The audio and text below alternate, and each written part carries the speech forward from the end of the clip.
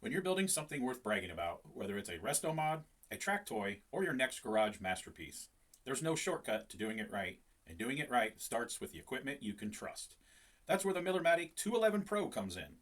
This machine is built for long days in the shop, delivering both MIG and flux cord welding performance you can count on. With USB enabled upgrades, auto set feature, a higher duty cycle, a 15-foot MIG gun, and dense connections, it's engineered to keep you welding all day, every day, with no drama or downtime, just results. It's compact, it's tough, and it's ready for the moment you flip the switch. So if you're serious about building stronger, cleaner, and faster, check out the Millermatic 211 Pro at millerwelds.com or hit up your nearest Miller distributor today. Welcome to another episode of the Strange Motion Way podcast. I'm your host, Tim Strange, along with Carrie Strange. And tonight we have a custom legend. I don't throw that around very easy. One of my big influences. He's a member of the Beatniks, West Coast Customs Hall of Fame, Starbird National Rod and Custom Car Hall of Fame, Grand National Roadster Show Hall of Fame, and I'm sure I'm missing a few more. More magazines than I think any of us can count. Also built a ton of new cars for the OEMs, like we were doing them back in early 2000s to go to the SEMA show. 37. Wow. 37 of the oh, wow. We built 12. So yeah, we would do like one at a time and you would do multiples. He's built cars for tons of cool guys, including James Hetfield from Metallica. He introduced me at breakfast one time. I met Hetfield through this guest. He did the Lords of Car Hordes TV show and Rusted Development. I would do another TV show with this guy. I would.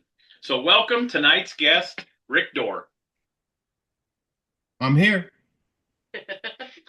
So before we get into all this other stuff that we just gave you, how did you grow up? Where did you grow up? I grew up in New York City, the Bronx and Yonkers. Yonkers at one time was going to be one of the boroughs in the 20s or 30s. It borders the Bronx. So I was born in the Bronx, raised in Yonkers in the Bronx at an early age, up until 12 or 13. So in and around the city. Yeah. And So what sides of a school did you go to? well, I went to Hawthorne Junior. I went to public school 13, and I got sent to a boys' home after that. And I was promoted into junior high, into seventh grade. But I ran away from, in all honesty, I ran away. What's that? Did you get in trouble is why you went to a boys' home? Kind of. Yeah, Yeah. my dad did. It's okay. Yeah. It straightens out a lot of people. It does. It didn't do much for me, but I was there several months and I ran away. This was like 1970. Okay. So yeah, I was raised in and around the city. So, were you around any car stuff back then? Was there much car stuff that you'd seen in Bronx? There really wasn't. There wasn't a car scene that I knew of. Not with the people or the kids I grew up around. It was more of a poor neighborhood. The guys that I remember that had cars were the guys who had made it back from Vietnam. They'd get out one week, and 2 weeks later, they'd be out at Englishtown, New Jersey, drag strip or National Speedway with their new GTO or whatever the muscle car was that they got on a GI loan. Those were the guys who had the cool cars when I was young, preteen. So did you go to the drag strip in your area when you were growing up like that? Yeah, Englishtown once, and I went to Thompson Raceway. My older brothers took me to Thompson, but wasn't into cars.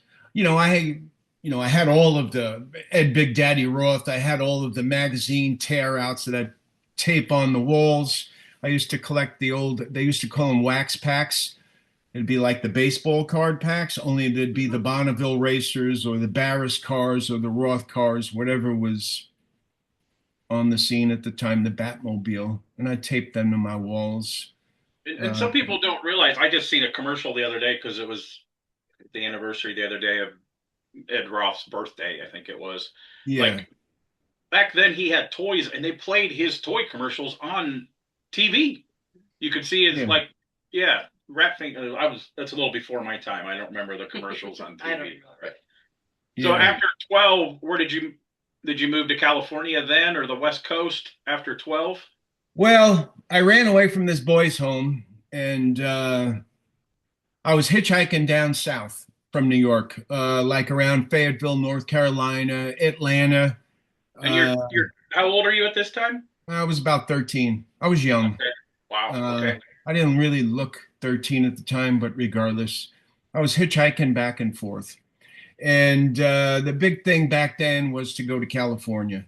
So at 14, I was on the Jersey Turnpike with my thumb out, hitchhiking to Berkeley, California. Oh Yeah. wow. Yeah. So Did you I make went to it all the way to California. California? Excuse me? Did you hitchhike all the way to California? Many times. But at that time, I hitchhiked to Berkeley. I didn't really care for it. I was headed back, I was hitchhiking back to New York, and I ended up in Boulder, Colorado. It was a big scene. It was like the Haight-Ashbury of Colorado. It was a college town, Boulder's a real street scene there. I stopped there and went back to New York and got picked up by the police in the Bronx. And they had me in actually, it was a jail cell since I was too young to be in on a jail block. I was in a like a holding tank, and the Christian brothers that ran this boys' home came and got me and brought me back to this home in Albany, and I ran away again. And a couple of months later, some friends of mine who knew my mother. I guess my mother had said at the time, tell him to come home. He won't get in any trouble. We'll cut him loose. It'll be okay. So I went home. I was in family court the next week, and I became, at that time, the youngest emancipated minor in the county of New York. I Oh got wow. emancipated, so I had a free ticket. I was 15 by then, and I had my thumb back out on the Jersey Turnpike, and I went back to Boulder, bounced between Boulder and San Francisco, the Bay Area, for years. Yeah. Hmm. That was the early 70s. So No car time scene. were you just kind of running free? Did you have odd Free bird, jobs you were man. doing? Yeah. Yeah. Free bird. Yeah, it's kind Yeah. of cool. Yeah. It was real cool. It was real Yeah. cool. I was the young, usually, I think nowadays you can't get emancipated till you're 16 or 17. Uh, Mhm. uh, but I think I had just turned 15. I'd have to go I back bet through. we could do a whole podcast on just those stories. So when we tell stories, we learned this by interviewing my dad. He was in a boys' home. My dad was a hellion, bad foster care kid, get kicked out of foster care and stuff. So we learn now, since you've not listened to one of our podcasts, we say allegedly if you tell something that you don't want to get in trouble. I think the statute of Okay. limitations is far exceeded. Yeah. You Yeah. know. Yep. Yep. So at that time, did you were hitchhiking, so you never had wheels early on, did you? No, no. But I was driving. I mean, I get picked up by guys that were drunk or were too tired, and I looked 16 or 17 or whatever at the time, and I was driving. They'd let me drive because they wanted to sleep, but they were too drunk. So I was driving at a really an age I shouldn't have been driving at. Yeah. And then I got my first car. I think it was a 62 Buick. It was a four-door, and it had a dent in the rear quarter, and I took a silver, I think it was a silver spray can, a rattle can. I sprayed ouch on the side of it. Really silly stuff. But I was like 15 or 16. It didn't matter then. I always you, loved you, cars, but there was nothing was on the horizon for me with cars then. It wasn't on my priority list. I just wanted to run around and be free, and that's pretty much what I did. yeah. Yeah. You don't really hear people doing that. Like people don't hitchhike anymore. Well, No. no. Yeah. But back Yeah. in the 70s, Yeah, that was normal. it was a kind of a safer world back then, wasn't it? Yeah, yeah. There'd be several people on a ramp in some places, people hitchhiking. Not all together, but yeah, back then it was a thing. Not so much. I can't remember when I seen somebody hitchhiking last. Yeah. Yeah. But Yeah. yeah, that's how I came out west. And things progressed as I came out here. As I was out here. So So yeah. when you start getting on your feet, what was your first job that you had? Uh, well, I was pretty unemployable in the 70s. That's the Allegedly. nicest way of putting it. Yeah, Um, allegedly. Allegedly. Yeah, I Did was you have long? unemployable. Were you one of like a hippie guy? Very Did you long hair. Very have? long Okay. hair. Yeah. I found a picture a few years ago of me and a few other guys. I don't know really who posted it online, and it was kind of scary. I mean, it was like 74 or 5. I looked, you know, I looked like a kid would look in the mid 70s, I Yeah, guess. my dad back then. I was born in '71, and the pictures of my dad. Well, he married my mom, which was a church lady. His dad, her dad was a preacher, my grandpa, and my dad says she saved his life. He was still a hellion, Sure. long biker, built choppers in the basement and ran around with the Right. biker guys. And some of the places I remember him taking me to were a little questionable on whether a little kid should have been dragging her along to the motorcycle shops that were owned by what do they say that nefarious people. And Yeah. yeah, so I had kind of an interesting childhood growing up, and then he got into Tri Five Chevy, so then it was all cars pretty much after that. Right. So where were you when you finally got the car bug? I was in Phoenix, like in Okay, 1980 or 81. I seen a chopped Mercury. I didn't know what it was at the time. Well, I guess I had an idea. Uh, I remember like it was last week. I was at a red light on a Sunday morning, and this Merc came up alongside of me. On the rear quarter, it said "Memories," was ghosted in, and I chased the guy for I don't know how many lights. I couldn't get him to pull over, and then a couple of weeks later, Did you still look like that? Did you still look sketchy? no, The guy probably no, thought you were no, trying to no, carjack. no, no, I didn't look anything like that. Things had changed radically for me. Uh, And then a few weeks later, I seen it uh, on Bell Road, the same street I originally seen. It had a for sale sign in it for 10 grand in front of a Circle K. And it didn't have a phone number on it. It was the craziest thing. I looked around to see if the guy was sitting around, but just said for sale on it. That was really what kind of lit it for me was that Merc. And, I've been reading magazines by then, seeing magazines, but there wasn't really uh, a lot of magazine. I mean, there was Hot Rod. I think Rod and Custom had already been gone by then. Oh Uh, yeah, the first time. Yeah. before it came back. Customs weren't really, the first car that I really became aware of besides that Mercury was Richard Zoke's Cool 50 in 70. He built it, Reason built that car with him in 76 or 7. And Okay. it was still floating around, when I got into cars. But it was crazy because back then there wasn't, custom cars in magazines. There were no magazines that I remember. Street Rider might have been around. I don't remember. Hot Rod was obviously, uh, but this was like before they came back. I guess they Hmm. died in the '60s. I think a lot of Yeah. that had to do with Barris and the crazy stuff they were building back then. I think it kind of killed the custom car scene. That's Hmm. my own opinion. Yeah. Um, and there was no aftermarket scene. I mean, I did it didn't exist. Dynamat, Ron, all the companies that we look to now, Right. Yeah. you know, weren't around. You know, I got married in '81. I had a daughter, Scarlett. I think she's 49 now, who's born in '77 in Colorado. And I met Susan uh, in end of '81. Got married in '82. And she had Michael and Tina, who were both in diapers. She was divorced.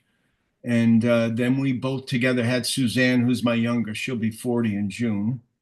And Uh, Michael, is that your only boy? He's the one that was yeah, at SEMA with you this year, yeah, right? 3 girls, one boy. Michael's, I think, 45 now, or 46.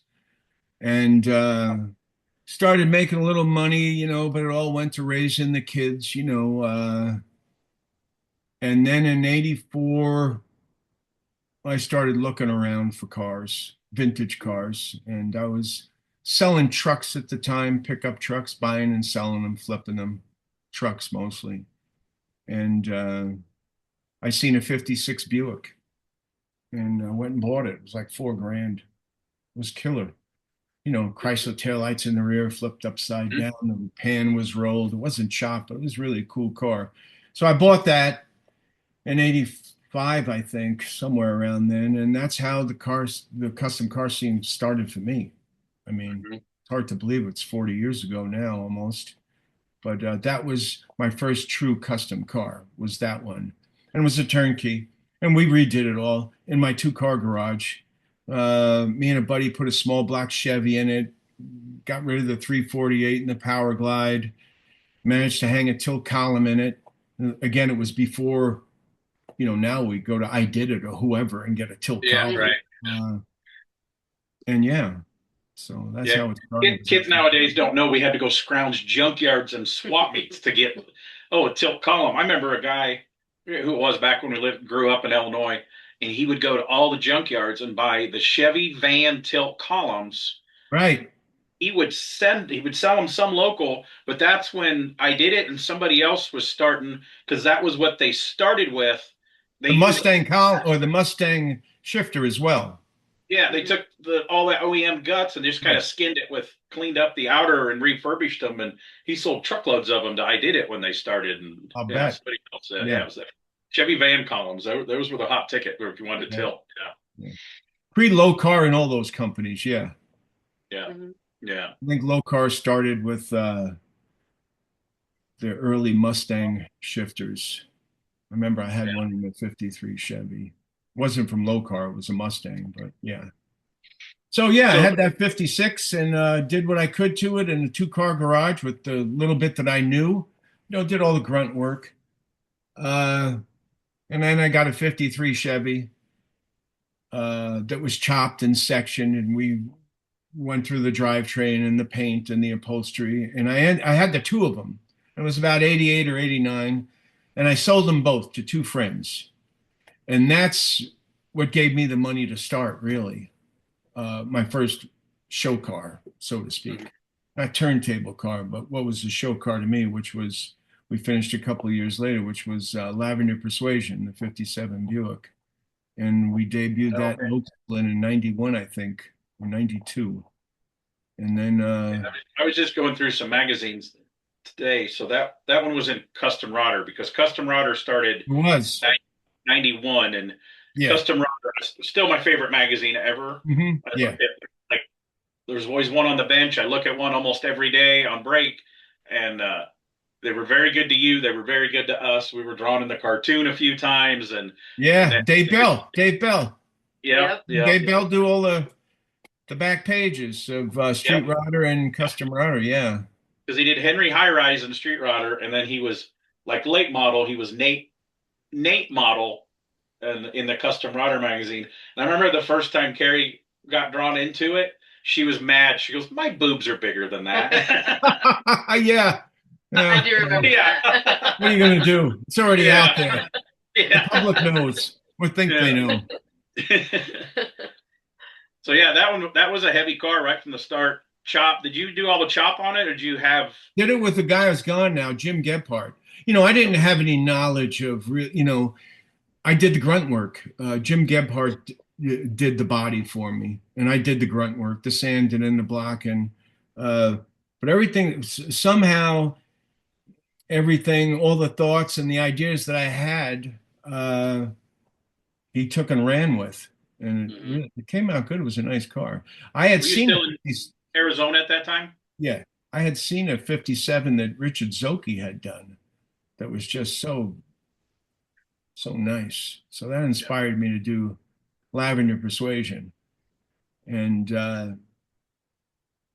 yeah, I went to Oakland, and it really did well in Oakland. This was the old Oakland Roadshow show in the Coliseum, and I guess 8 or 9 years before Tognati had sold it to Dan Sear. Some history there, and I started hanging around with the Bay Area people. Or Bill Reisner, Art Hemsel. This is like pre-Aiello and Hollenbeck. Uh, but yeah, I was running around with Bill Reeser and Art Hemsel, and I thought, man, those were the two coolest guys on the planet. Still think that. Art's still around, so is Reasoner. He disappeared, but he's still around. He's still alive. I think I only met Reasoner once. Art, I think they just had a birthday party for him at Yeah, Grizzly. last week, Yeah, 86. Yeah. yeah. There's a girl that kind of helps him around. She was trying to get him to do the podcast, and he's like, he just won't do it. So Art, yeah. Yeah. we're close to getting Rod Powell on here. So I want to. Oh, Yeah. Rod, yeah. Yeah. Yeah. He used to have I went to the early Rod Powell picnics that were really, really cool. Uh, a lot of people would show up. Don Tognotti, who owned Oakland, would do the catering, and they'd have it was really the pre-party at Rod's shop for me that was cool. Jimmy Vaughn would be there, and Hemsel, all the guys from Bay Area would be there, and the Salinas guys, uh, Stevie Ray Vaughan. This is before he died. So yeah, it was so cool hanging around with those guys. It was like heaven for me. And by then I was all into custom cars. I mean, like yourself, I was buying all the magazines. I had already been to Paso Robles. I've been going to Paso Robles since actually 85. Missed it twice. I had cancer one year. I didn't go. And had cancer a few years later, and I didn't go. So those are the only two times to this day I've missed it. And now it's in Santa Maria. That's one show we never made it to. And Penny, which she said she will do our podcast. She'll do it for Carrie. She said she won't do it for me. She's ornery, and she gives me a hard time that I've still never been. So we always go to the Indy 500 that weekend. And she goes, you can fly out, then fly straight to Indy for Sunday. And I was like, yeah, I need to do that sometime. So yeah. But yeah, the Paso Robles back then, I couldn't wait to get the new issue of Custom Rodder with that coverage. And back then, man, it was like somebody threw a bag of Skittles out there. The colors and the pearls, of course, being a custom fan, man, it was just like the park looked like there was no rhyme or reason. Like it was just cars every which way. But man, the blues and like you've always been really good with colors. I don't remember which one it was. I know it was at the SEMA show one year. I think it was your green Ford. It was in the Ford booth. And I told you, I says, it looks like candy. Can I lick it?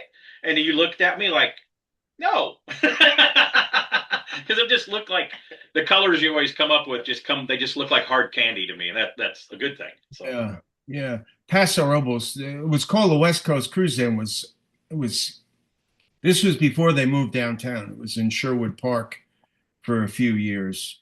And I remember the first year I went in 85, I took my son, I think he was like 4 then, 3 or 4. And, the cruise on Spring Street and, the middle of the street, Larry Watson's filming cars and Ed Roth is down the street, filming cars. Balon's hanging around with his crew with all the, his jackets that, the Balon white satin jackets with the candy apples on it. It was so cool back then. I didn't really know any of those guys. I became acquainted with them over the next couple of years, and then most of them all became my friends. But it was like going to the Oscars, a lot like Oakland was, moving day. Who's going to show up? What are they going to be, what are they going to be bringing? Just like the Oscars, who's going to be there? The red carpet, what are they wearing? It was the same thing with cars back then. Yeah. Yeah, it was great, just standing on Spring Street waiting for Reasoner to come down with his newest car that he kept in hiding, and Hemsel behind him, and Rod Powell coming the other way in his Buick. It was incredible. And then they lost Sherwood Park and they moved downtown. And that's where it was for years till they moved to Santa Maria. Back then it was called the West Coast Cruise. Now it's Cruising Nationals or something. But yeah. It was great though. I got to be friends with all those guys, like Rich and Penny. I remember taking the kids. We'd live in Phoenix. We were living in Phoenix, and I'd have a station wagon back then. Would pile the kids in and go to Disneyland. I'd stop at Rich, and this was like 86, 7, 8. Would stop at Rich and Penny's house because they were right off the 91 or the 60 there. take showers. She'd make cookies for them and would go on to Disneyland and catch them on the way back. So that's how I became friends with all those guys before Rich passed. And, this was Yeah, really you're early probably on for going to me. agree with this because you're a custom guy. I still say this. I say this a lot on our podcast and when I do announcing stuff. To me, custom people are different than any other of the people in the hot rod world. They're cooler. Like when I met young guys, I didn't have my driver's license, the first KKOA events that I took Hmm. to. And everybody that I started talking to, like Winfield and Starbird, they were all super receptive because the custom guys want the custom world to keep continuing. So they'll answer your questions and they like the new young blood. And I just think, Yeah. I mean, there's cool street rod guys and hot rod guys, don't get me wrong, but the custom people, they're just a different breed of dudes. They're just cool people. I mean, it's the custom people. I agree 100% with you. Speaking of the KKOA, I used to I brought the Buick back there in 92, I think it was, the 57, but we had been going in the 80s uh to the KKOA, what was it called? Lead Sled Spectacular. It still Yeah. goes on. It's changed a lot, but one year they'd have it in Des Moines, and the next year they'd have it in Holland or Hamilton, Ohio. And man, it was so cool back then. Hundreds and hundreds of, I don't think there were ever thousands, regardless of what they say, but there were a lot of cars back then. And Mhm. they all seemed to be chopped, and the people were, yeah, they were wide open. I think people did want it. There wasn't a big custom car scene then, as far as what we see today with the magazine. Well, the magazines are gone really, but for a while there. But I think that was one, like he was saying, they were really open, especially open to seeing it grow. And it just Yeah. wasn't, I mean, Jerry Titus had a lot to do with it back east for sure, no doubt. But Yeah. for the West Coast, it was Rich and Penny, man. I mean, they were doing it. They weren't making any money on it. It was costing them. The first Lake Nacimiento, I wasn't there.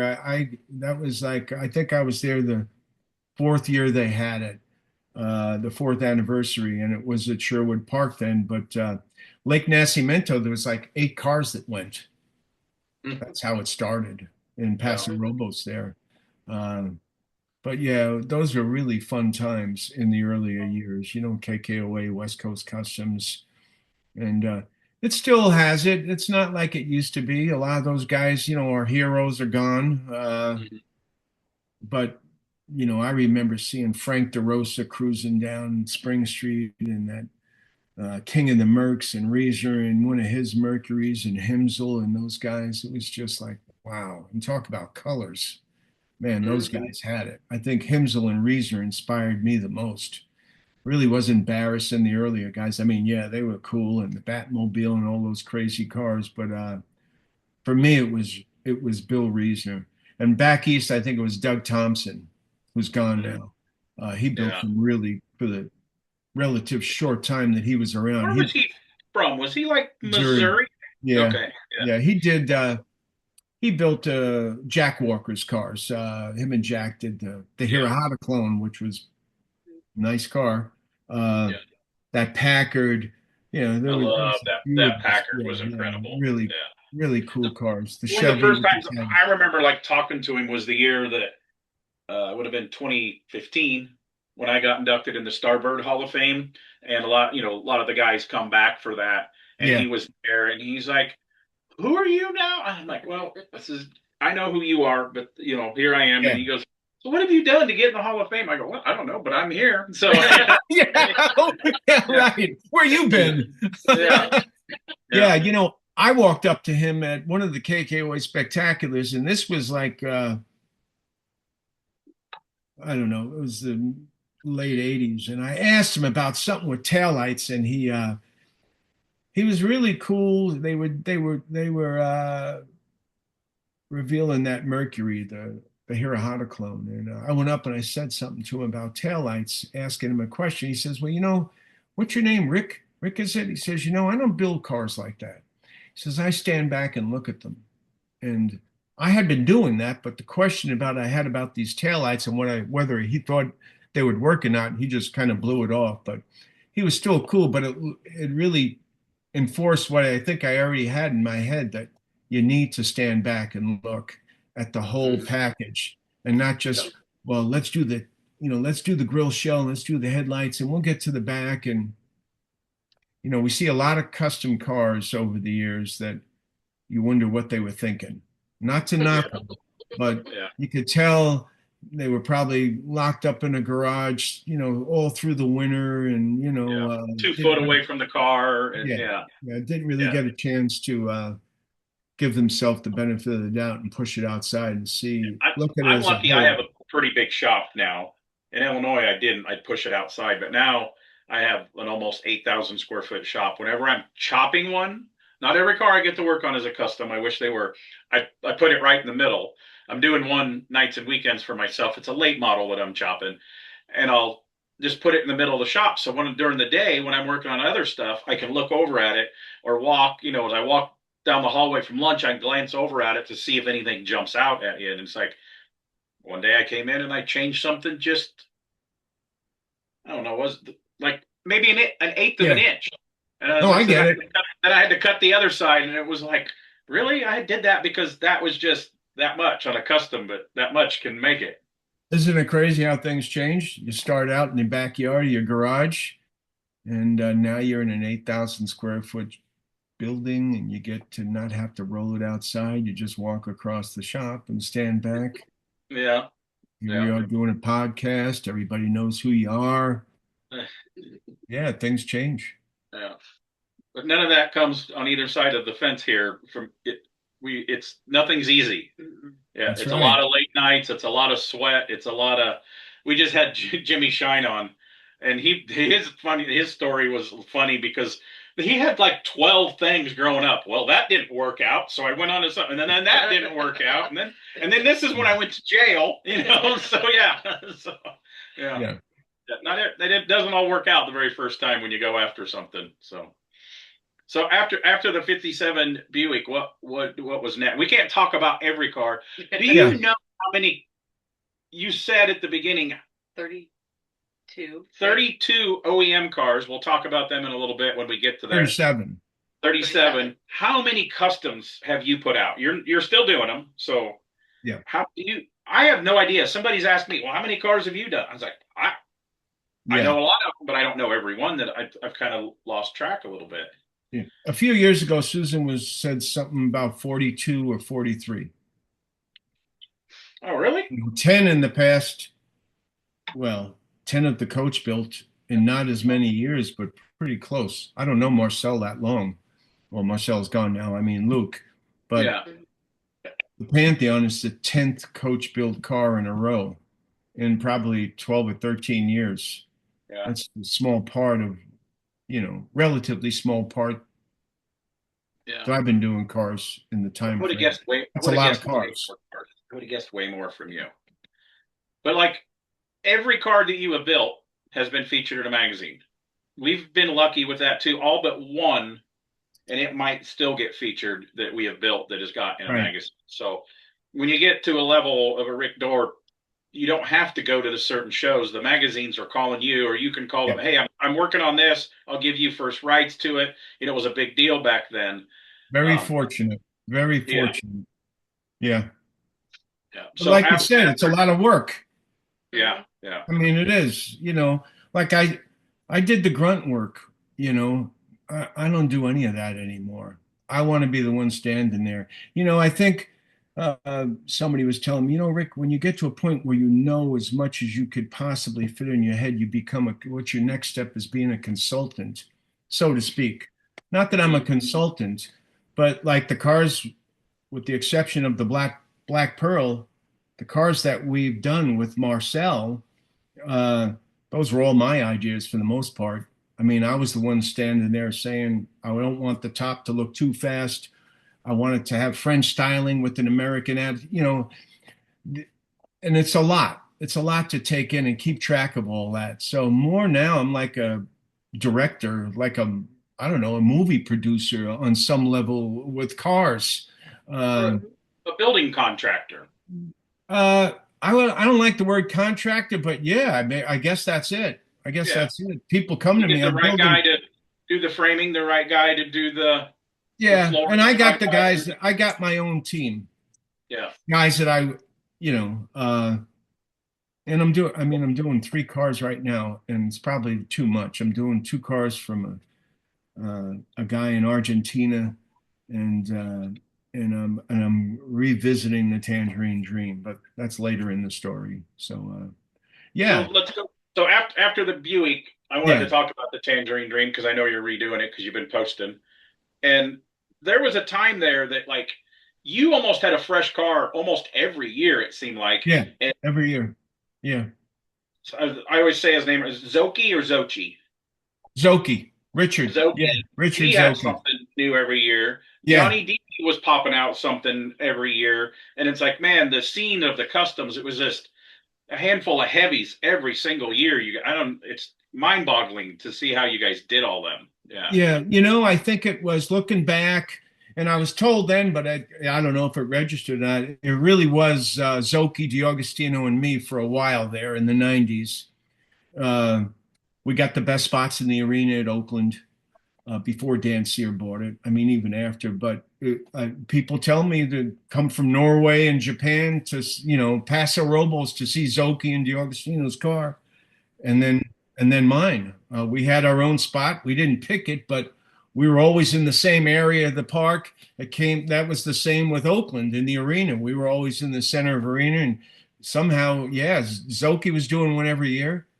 DiAugustino was about the same, and me, yeah. Uh, but it was the 57, and there was a 56 Buick. A lot of people hadn't seen that I brought to Oakland, and then Breathless, the 53 Buick I did for Susan. Those were all with Reasoner. Uh, well, Squeege painted the 57. That was all done here in Phoenix, but then it was in the Bay Area. I was flying up there every week, sometimes twice a week. And we were working with Bill Reasoner. And Bill was just doing, when he was Builder of the Year, well, I don't remember when it was in the 90s, but man, the cars that he brought, that he did in that one year was just incredible. I mean, just the colors and the styling. I mean, you could be a bystander and just, you know, get a thrill from seeing all that and ideas and inspiration, really, especially from the likes of Reason. Reason just had it. When I think of, I was thinking about people I looked up to back then, and I think Bill Reason was like the king for me. I mean, he just, he'd do the body work, and then Himsel and him would have a can of Budweiser in each hand and a cigarette and hanging, and they'd be going through the spray booths, and the cars that they were turning out were just incredible. So I felt really fortunate to be part of that. You know, Yeah. Reason wasn't building a lot of cars for people, and he helped me on 3 or 4, so that was cool. And Oakland was great then. It was like, and for me, it was Oakland and Paso Robles.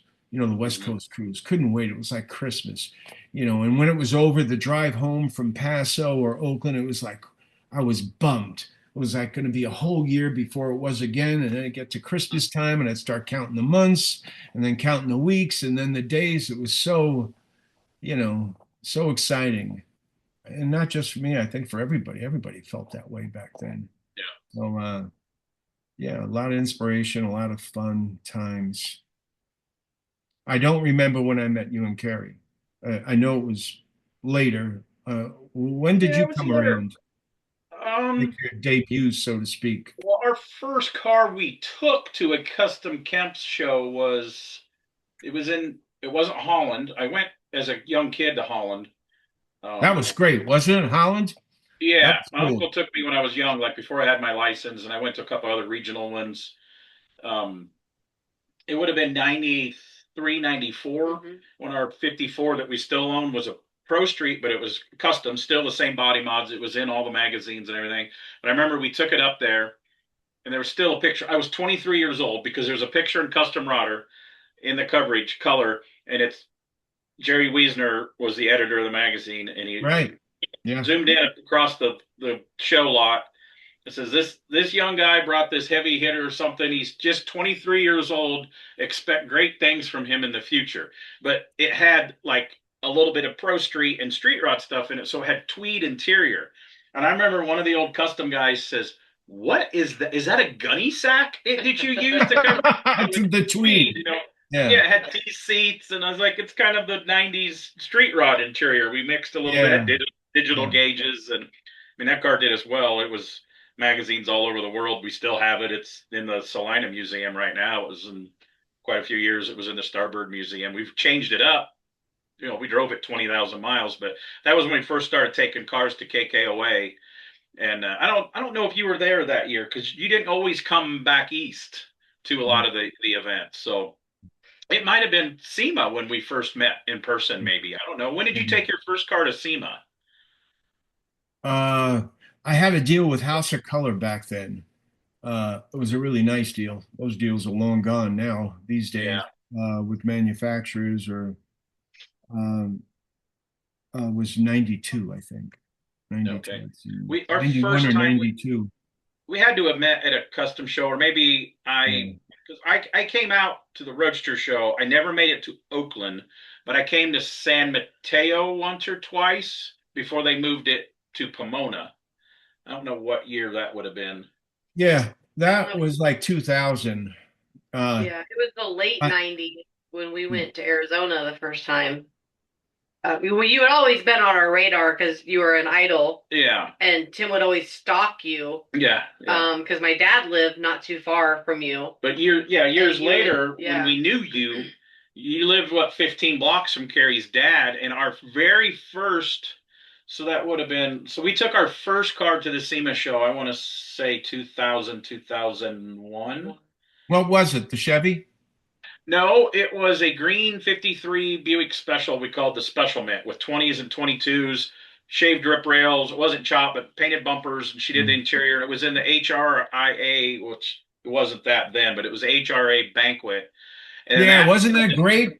That was great. A lot of people don't know, not to cut you up, but a lot of people don't know. You know, you'd walk the floor all day, but then there were the parties at night. yeah, Like yeah, the Peterson had a party, McMullen had a party, the yeah. magazine publishers had. It was great back then. But yeah, go ahead. So you brought that there, and it was in the Yeah, and banquet. then we met. That just opened the Yeah, floodgates. From then, the very next year, then we started bringing cars every year.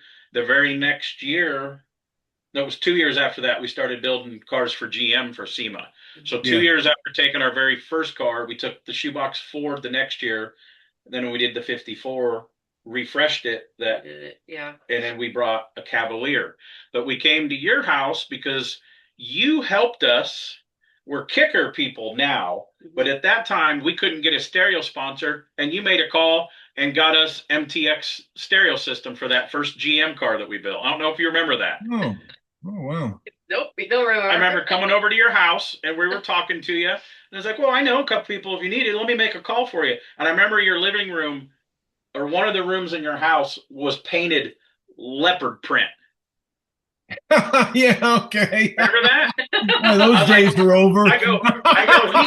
He is the coolest son of a bitch. He's got a leopard print. Oh, Yeah, yeah. So you were hooked up with Bob Kern then. yeah, Yeah. yeah. Yeah, Bob was a good guy. Yeah, he was. I'm still driving my last one from Kern because remember, kind of jumping around. I do that. He had a stroke, Yeah, and then he came back and did it for like 1 or 2 more years, and it was always a new vehicle. Remember, we got new vehicles. Some of them we had a month to do, but they yeah. were new cars, so the doors fit. There was no rust. You didn't have to wire them. You threw. I don't know how many kits that you did also from Razzie. Remember the Razzie body kit company, Blair, that worked there? We put a Razzie kit on the Cavalier, the Malibu, or whatever. And, Colorado Custom did his wheels and painted them and did all that. But You do any for Ford? yeah, we did two for Ford. We did one when we lived in Illinois. We did a Ford Escape. And then we did, after being in Tennessee, we did a Transit Connect van, little minivan thing. We did it all BMX themed, and we did a Toyota, but mostly, I guess we Yeah. did 8 Chevys. Saturn Sky. Yeah, we did 8. No, I had Saturn We View. did- I had Saturn too. yeah, we did Pontiac G5, the little 2-door. We did a Saturn Sky. Yeah, yeah, I We did did. that. Yeah, I did too. I think I got them both the same year. But yeah, Yeah, Yeah. yeah. We did a Cavalier first, and a Malibu Max. That I think was one of my, other than the Transit, The Malibu Max. Yeah, we is love pretty that cool. little. I We love used it that thing. because we always did Malibu, BMX racing themes, and going to the yeah, BMX stuff that counted in your marketing reports as putting in front of consumers. So we, yeah, you know, yeah, Giant Bikes gave us bikes, and 1 year Standard gave us new bikes, and we were yeah, in the bike rack company's booth. But you know, it was always new vehicles. You waited yeah, for the SEMA News or for Bob to call. Hey, we're doing these this year. Get your artist done.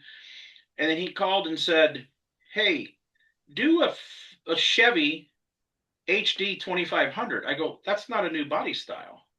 And yeah, he goes, "Don't question me. Get it in." I go, "And it's past deadline." So as soon as I got, you had to remember, you had to mail them, not email them. You had to print them together. And then once he signed for it, I got a notification, and he called me and he says, "Okay, start the paperwork." And he said he gave those HDs, which I couldn't find a 2500. I got a 3500 crew cab, long bed, Duramax. I still have that truck. I will never get rid of that truck. yeah, And he says, "You always did what you were supposed to. yeah, You never missed anything on me. You always did marketing reports, even when we didn't need marketing reports." He goes, "This is a thank you. I'm retiring." yeah. Wow. Yeah, he was Yeah. a generous guy. You know, Ford Yeah. was really good too. I was getting that stuff too from Ford. I mean, Yeah. You got dualies and stuff like that. I could never get yeah, a dually. Yeah. yeah. I was getting 2 dualies a year. 2 years in a row, I got 4 dualies, and I got some navigators. I got some excursions. They were really. Yeah. I think the last ones I did for them was they gave me one from. They gave me 2 F-150s and a Yeah. navigator and something else. One of the F-150s was for James for Hetfield, and but yeah, I kind of burned out on it myself. It was just and Yeah. Man, I'd get them in June. I always got them early. I didn't have to turn in all that other stuff too. The deadline yeah. and the proposal and the artist renderings, they were really easy with me. Yeah. But it just got too stressful. It got too much. And I was bringing a custom car or two at the same time to SEMA. Yeah. So Same with us. what, Yeah. Yeah. We after were a bringing up a while, hot rod too. it Yeah. was great to sell them afterwards. I'd sell them the Right. next month, some the Yeah. next week. They didn't give me any problems with it. So that Yeah. was nice. And you didn't pay for anything, whether it was audio or paint material or Yeah. tires or wheels. I used to get stereo by the pallet and Yeah. tires and wheels when The Colorado industry was a Custom, little different back then. If you could hit up about anybody and say, "Hey, anybody. I got a car Yeah. from GM or Ford. What do you need? We'll send you wheels." Yeah, it was. Yeah. Yeah, they didn't care. Yeah. I missed That that. was They're great. like nobody doing the program, and I've talked to a couple people. It's like, I don't know if that's ever going to come back. It's a different world now. But man, I would. We need a new nice daily. So man, I would love another dollar vehicle right now. I would love one. Yeah. Yeah. Do you have any of those that you've kept? No. No. No trucks Well, left. no, I have the last one I sold I used on that TV show for like a shop truck, a Chevy half ton. It was a nice truck, but I sold that a few years ago. I kept that forever, but no, I didn't keep any. I'd sell them. So I'd give one to Susan or one of the kids, Yeah, take one. But no, I just wanted the money. yeah. Sell them That's what she afterwards. always had. That was a nice run of all those years. So she got a cool daily Yeah. every year. Mhm. We'd keep the sell Harry it had a next new car year. to drive. Susan Yeah, was the same. Well, I think all the wives did. yeah, Yeah. yeah. So I that was love cool. that because we almost got one that year, but it was two race car styled. The little Lincoln, the baby Lincoln 4 doors. You did Yeah. one of. I really liked Yeah. that one that you did. That. Yeah. Yeah. What was your The favorite? Aviator. The Aviator, right? Was it the Aviator? The No, SUV?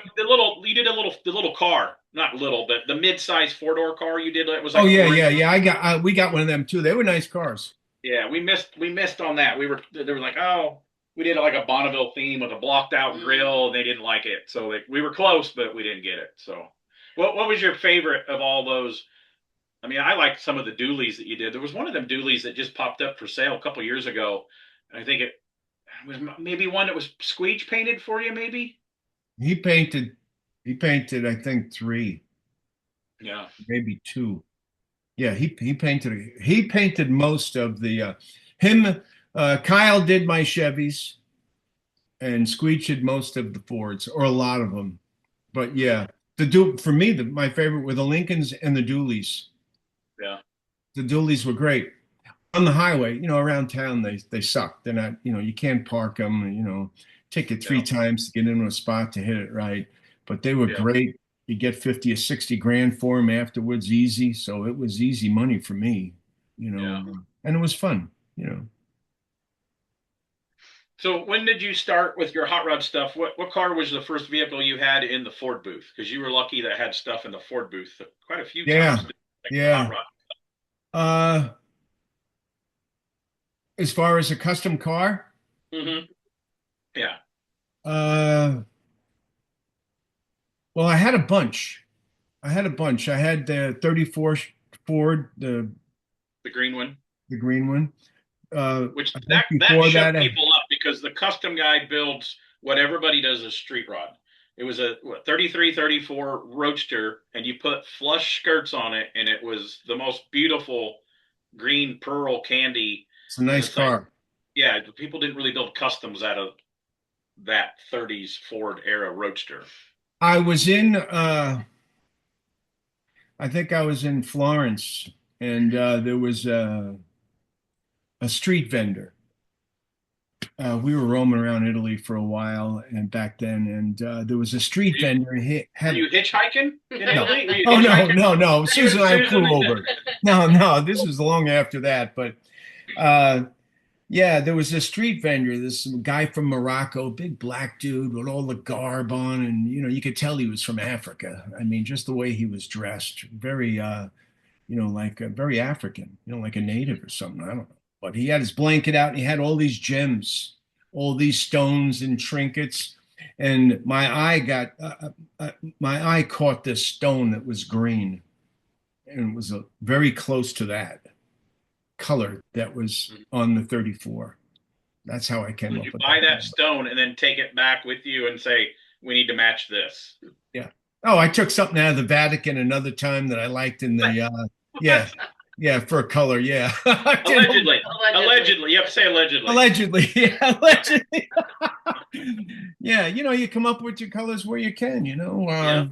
I remember going through like Walgreens for years, because they'd have the ribbons, that were already pearl color, and you could show them to a client or for yourself, and whether it was blue or green or whatever, find the colors where we can. So have you ever, I know some guys have done this. You ever went with your wife to get her nails done and then just look at the wall of colors? I still do that with her. I have done that. I don't know. What we would do is would go back then when I was going to the Bay Area all the time with Reasoner and those guys up there. I would go over to around Christmas time before Oakland. The car would just be getting ready for paint, and I'd go over to Union Square and go through Macy's and Bamberger's, those stores over there, and then have all the Christmas ornaments, and I would find my colors there. Yeah. For a while. But yeah, the nail polish, the Christmas ornaments, the churches, it was like the names of cars. People say, hey, come up with names of cars. Back then I'd go through my album collection, Yeah. Flashback, Breathless, some of the, and then I go through the books about space, Saturn, all the planets, and I wore out all those names, and but that's how I came up with some of the names. If I thought they fit the car, that's what Lavender Persuasion got its name, because the car was lavender, but whenever it was photographed, it looked pink, and people go, "Oh, that's pink." I said, "No, it's lavender." Not so Carrie has a I named lavender it. Corvair, and if people call it pink, she will want to throat punch you. She goes, "It Yeah. is light." Yeah. Yeah. Purple. Yeah. Even when you had the T-shirt done for it, Throat puncher. Brad Stupsky wrote on the license plate said "not pink" on the Yeah, T-shirt. yeah, that's great. Yeah. Oh, Yeah. So, of like the custom cars that you have done, do you have a favorite? Like, you can't have a favorite kid. Can you have a favorite of one of the custom cars that you have done? When you've done, if people don't know, some of the people that don't know you, they're going to look you up and Google you. We don't edit pictures in. You can get on the internet and look up Rick Dore Customs. You even had diecast, you had Hot Wheels cars. And I actually, of all my Hot Wheels cars, I was looking, I don't have any Rick Dore diecast cars. How can I not have that? Right. As much stuff as I have, I've never come yeah, across. Jada Mattel wanted. I was at SEMA. another perk you get at SEMA by being known, or people Mhm. recognize you by wait. That's not me. It's the car, No, I right? The met car. It's I met the always the person car. at SEMA in the hallway by our Copper Buick Custom that turned into a TV show in the long run and turned into us moving to Tennessee because who I met at the SEMA show. It's amazing what happens. It's Yeah. life. But I was walking through SEMA and Mattel was back to back with Jada, and wasn't Larry Wood. It was one of Mattel's reps came up and said, "Hey, Rick, would like to do two of your cars. We'll do a box set." And I was like, yeah. And I walked around the corner after he gave me his card, and a guy from Jada Toys was on the back side of them. That's where they put all the diecast guys at that time. And this was like 98 or 9 or something. And he says, we'll do 8. I was like, 8 different cars? He says, yeah, and we'll do them in 2 different scales. That's how I got hooked up with the diecast deal. They did 8 of my cars from the 90s, and they let me pick the cars at the time. And they did the 164th and the 124th scale. So they did the larger ones and they did the smaller ones, and had a bio on it of me and my picture, and it was really cool. Uh, and they sold them out right away. And the deal was, I got cash, I got money for it. That was part of the deal, and I got an awful lot of the toys. I had Do you have 8 any left? pallets in my driveway that were tilting over. I had no Do you idea. have any left that I can buy some from you? Because I I need. still got plenty. Okay, Uh, I'll but hit you up. yeah, we'll talk afterwards. But that came about through walking through SEMA, and Yeah. 8 cars. God, I was so fortunate. So I think we all have. You hook up with some of these guys that are legends, and you hang around, and So this is a question. Are you in the Diecast Hall of Fame?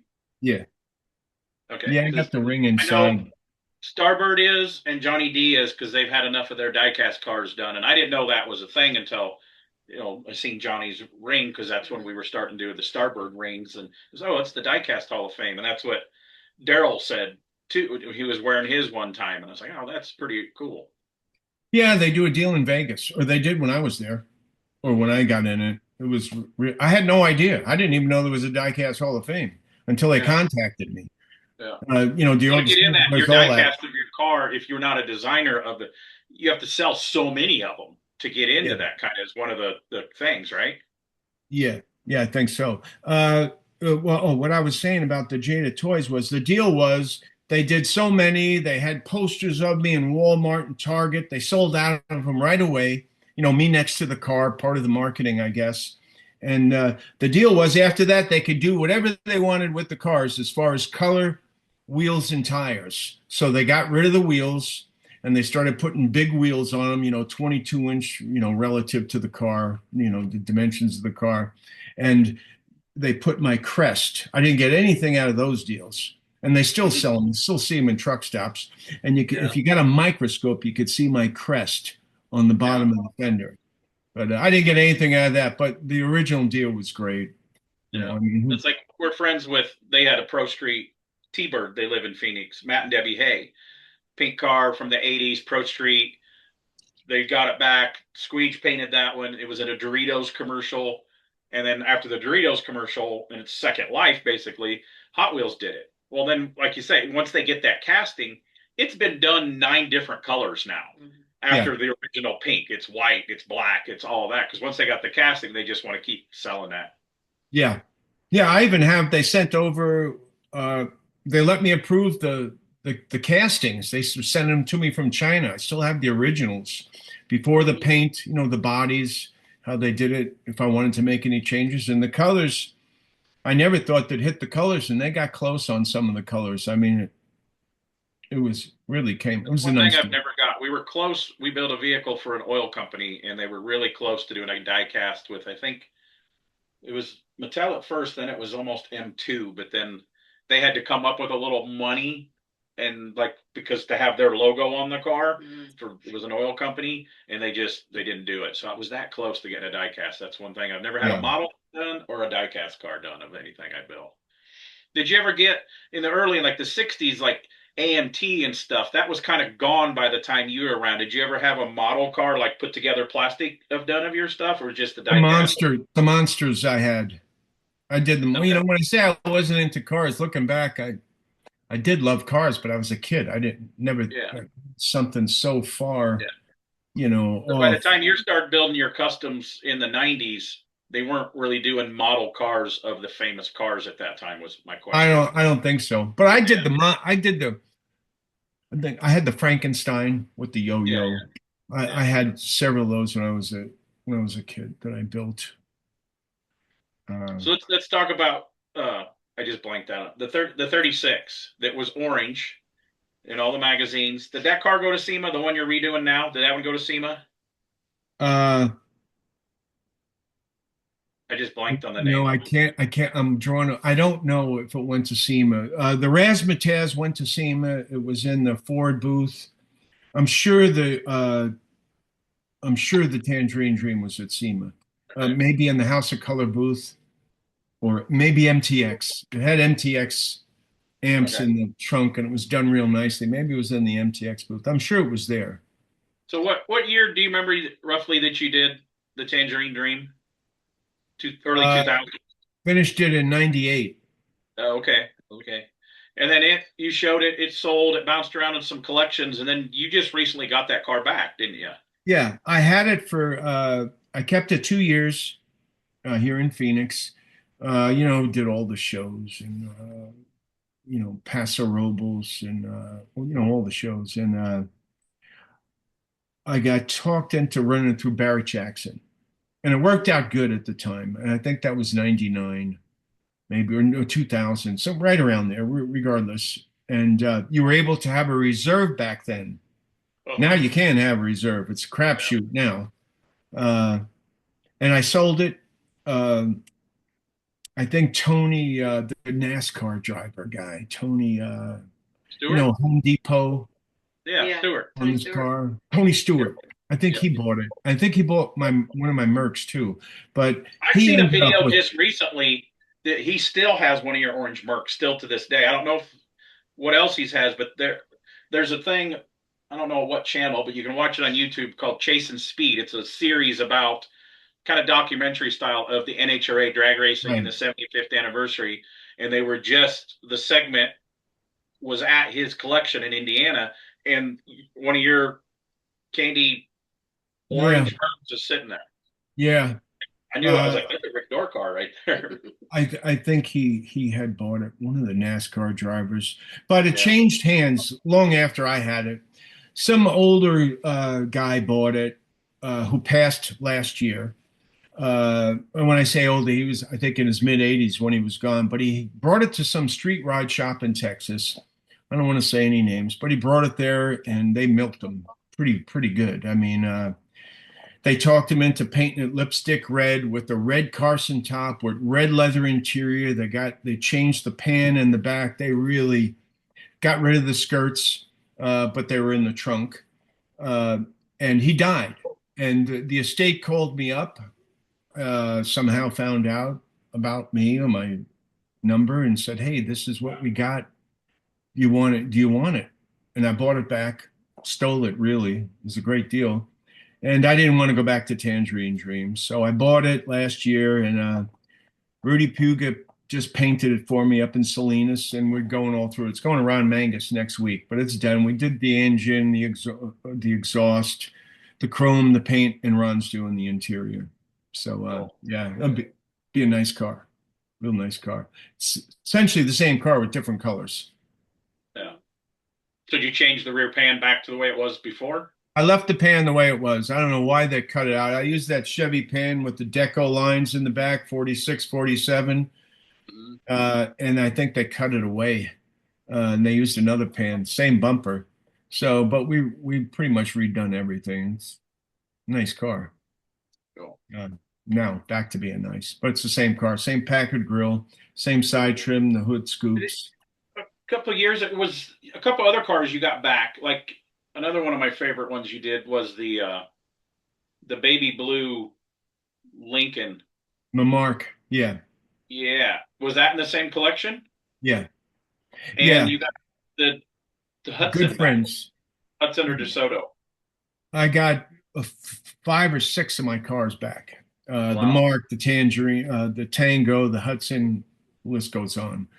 Uh, People that bought them, uh, I had, I built the Mark for them in the Hudson about 25 years ago, or very early 2000s, like '01 or somewhere around there. And they're in their mid 80s now. They're still rocking. They go on road rallies. They got high end Ferraris and Porsches. So they wanted to clear out their collection. So I got them back and I just sold them. Did some work on them and sold them. Actually, I still have the Hudson. It's been sold to a big collector in Miami. He wanted AC in it, so we're putting AC in it, but it's going to him. But yeah, but they were just passing through the cars. I mean, I had no intention on keeping them. I was trying to help them sell them, freshen them up, Yeah, and help them you want sell to find them. a good home for them. Yeah, and we did. Yeah, yeah. Yeah. So worked out There was good. another guy from Texas that had a lot of your cars. Yeah. Oh, He was Quinn. the attorney, and when he passed away, I heard about it, and I was thinking you hadn't even heard about it, and you're like, he just bought a car from me. That he had a huge collection of stuff that he was Incredible. like, Biggest I've ever seen. Yeah, John he was the O'Quinn. attorney that handled, wasn't it like the cigarette and the breast R.J. implant Reynolds, lawsuits? Yeah. 17 billion. Mm. The largest class action suit that was won against the tobacco company. I met him at the RM auction at Pebble Beach, or Pebble Beach Week, car week in Monterey on the peninsula. He had already had a few of my cars he bought at other auctions that I had sold, and whoever got them, they change hands. And I had Cashmere there, the blue 52 Caddy that we turned into a 2-seater roadster with the custom windshield and the tonneau cover. He bought that, and he bought a bike from me, and there was something else. So he bought 2 cars. Oh, he bought the green car, the 34. He bought the 34. And I did real well on him. He was a nice guy, and he commissioned me to do a few other cars. And I did the Razzmatazz, the 36 Roadster, and I was doing a Mark II to a 2-seater Roadster, just finishing it. I mean, it was ready to ship to him. And I had cancer. I was getting treatments. I moved to Hollywood. I was getting treated at Cedars-Sinai. That's why I moved there, for the treatments. And I was watching CNN. It's like 5 o'clock in the afternoon. I just had the radiation. This was after the first time I had cancer. This was the second time when it came back. And it was on CNN. Wow. Class action attorney John O'Quinn gets killed on Allen Parkway in Houston. And his driver was driving. They hit some rain on the Allen Parkway and hit a tree and killed him. And I hadn't even sent him the car yet, the Mark. It ended up going back to his collection. But yeah, he was a good guy, man. He had a lot of cars. Yeah, he had Duesenbergs and everything. Oh yeah, he had like 8 or 9 Duesenbergs. We were with him at the Gooding auction, one of the big auctions a few years later, because I kind of palled around with him after that, so to speak. And at SEMA, he never went to SEMA. He went to SEMA a couple of times. We met there and hung out. And I'd go to Houston. And what was I saying? Yeah. So I went through his collection, but we were at the auction, one of the auctions in Monterey, and he spent 25 million in an hour and a half on Rolls Royces. All of them. I mean, my head was spinning. It was like on 8 or 9 Rolls Royces. It was going towards some cancer center in Ohio, in Cleveland or something, all the money that was raised. So he was real generous buying those Rolls Royces, Silver Clouds and whatever else. But yeah, he was a fat cat, man. He had strong money. Whoa. I'd like to think if I had a lot of money, I'd be a nice guy too. I'd like you'd want to be, right? Give back. Yeah. Give back a little bit. Yeah. Or I might just have my own island that I live on. Yeah, but that gets lonely. Yeah, probably so. You would support the industry because you go drag racing. I'd probably have a drag. Yeah. I'd support the BMX industry if I. Yeah. Just Yeah, you're big into this that. is Axel. He does not show up for everybody every week, so he likes your voice. Sometimes he lays back here, but he's never laid up front for anybody, so he likes you. Yeah. That's great. Axel, that's a good name too. He doesn't really like us half the time. So, Right? yeah. And there's a Mercury over there because I have a 40 Merc in my barn, and that's where I found this orange cat. So his name is Merc. So everything is car Really? related around here. So you're working on a 40 Merc, or you're just holding on to it? I want to build it someday. I've always wanted a 40 Merc, and it's not made it to the shop. It's at the barn at the house out back. So someday I'm gathering parts for it right now. So I'd love to build it for somebody, but it'll be probably built for me. So Yeah. yeah, you always got to have that car that I've always wanted to do one of those traditional skirts, but mix it up a little bit, slightly modern. So yeah, that's for someday. You got to have someday. So we've never been to Pebble Beach. So I have a question. If you go to Pebble Beach, do you have to cover your tattoos? No. Back in the day, probably maybe they'd frown on you. I'll I bet, would maybe. joke if they look at me and I figured they'd think, oh, he's here to mow the yard. No, they get some loose people there. Not in my time, I've never seen that. I mean, there is that crowd at Pebble Beach that you would expect to be at Pebble Beach, the country club, so to speak, crowd, but it's pretty cool. Any car guy should at least do Pebble Beach once. Yeah, that's everybody says that's done it. Yeah. Yeah, it's really cool. And you don't have to go to the beach, to the concourse to see all the cars. You know, they do their run around. The concourse on a Sunday, they do the cruise and they have different stops with his coffee and donuts early in the morning. And the cars come in, they get out, and you could walk around and then they take off to the next spot. So it's a good event. The auctions are great. You know, RM Sotheby's is there. Meekum's there. Mika wiped out one of my cars at their auction, the Shangri-La car. But they're there. I didn't have good luck with Meekum. Yeah. So that's another story. Yeah. We got good friends at the Copart family. They buy more at Meekum than anything. They have good luck at Meekum. So Yeah. they don't really sell anything, but they buy. But all them auction people, they're like auction companies. It's like, it's still a business. So if you buy a bunch of cars, they're going to treat you good. They're going to treat their big customers good. And that's how I think that relationship on the outside looking in works. So, because I've seen stuff at Barrett Jackson, somebody seems to be quick hammered because somebody that buys a lot of cars is bidding on a car, and it's kind of seems like the action's still hot, and then all of a sudden it's sold. So, well, it wasn't a hammer for me. Yeah. One of the drivers heavily damaged one of my cars by not doing what he was. I mean, drove it right off a 3-foot platform into a Lamborghini, actually. Oh, man. A coach built car. He sells bodies. So it was a bad day. But it had nothing to do with really the auction itself, running the car through or anything. It was there on display. Yeah. And one of them things. It worked out in the end, but wow. Yeah. Ouch. Yeah. Accidents happen when somebody got hurt and they hopefully got taken care of. So, yeah. So I should have wrote down some questions. I had all kind of questions when I was sanding and buffing today, and I didn't write down any questions. So so TV, you've done some TV stuff. Let's talk about TV. Not everybody understands the TV world. I've done it. Some of our guests that we've had on here have.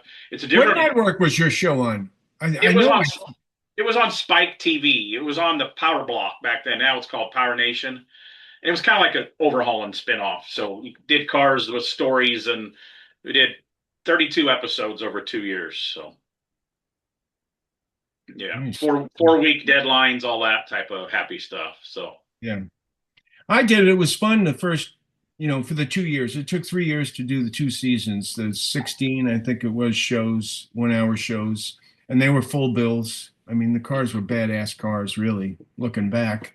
But how it happened was Discovery Channel wanted to do a show, and they had a premise, and they put it out to a couple of production companies. One of them was from England. So the first year it was a production company called Nerd based out of England. The cameramen, there were 4 cameramen, the sound guys, they were all English guys. all came over here. They had houses for them. They rented. They had a party house and they had a non-party house. Uh, and Discovery funded it all. And we did that. And then several months went by and it got picked up again. And we did it the second season. Discovery got bought by someone else. He didn't like the name, so he changed it from Lords of the Car Hordes to Rusted Development. And then some months went by after the second season was aired, and I met with Craig Kaufman. You know, he was the guy in Texas, Richard Rawlings, producer, one of the big producers in Hollywood. And we met in Vegas. They had a party in the Elvis penthouse. And I was really sick, man. I was standing next to a garbage can.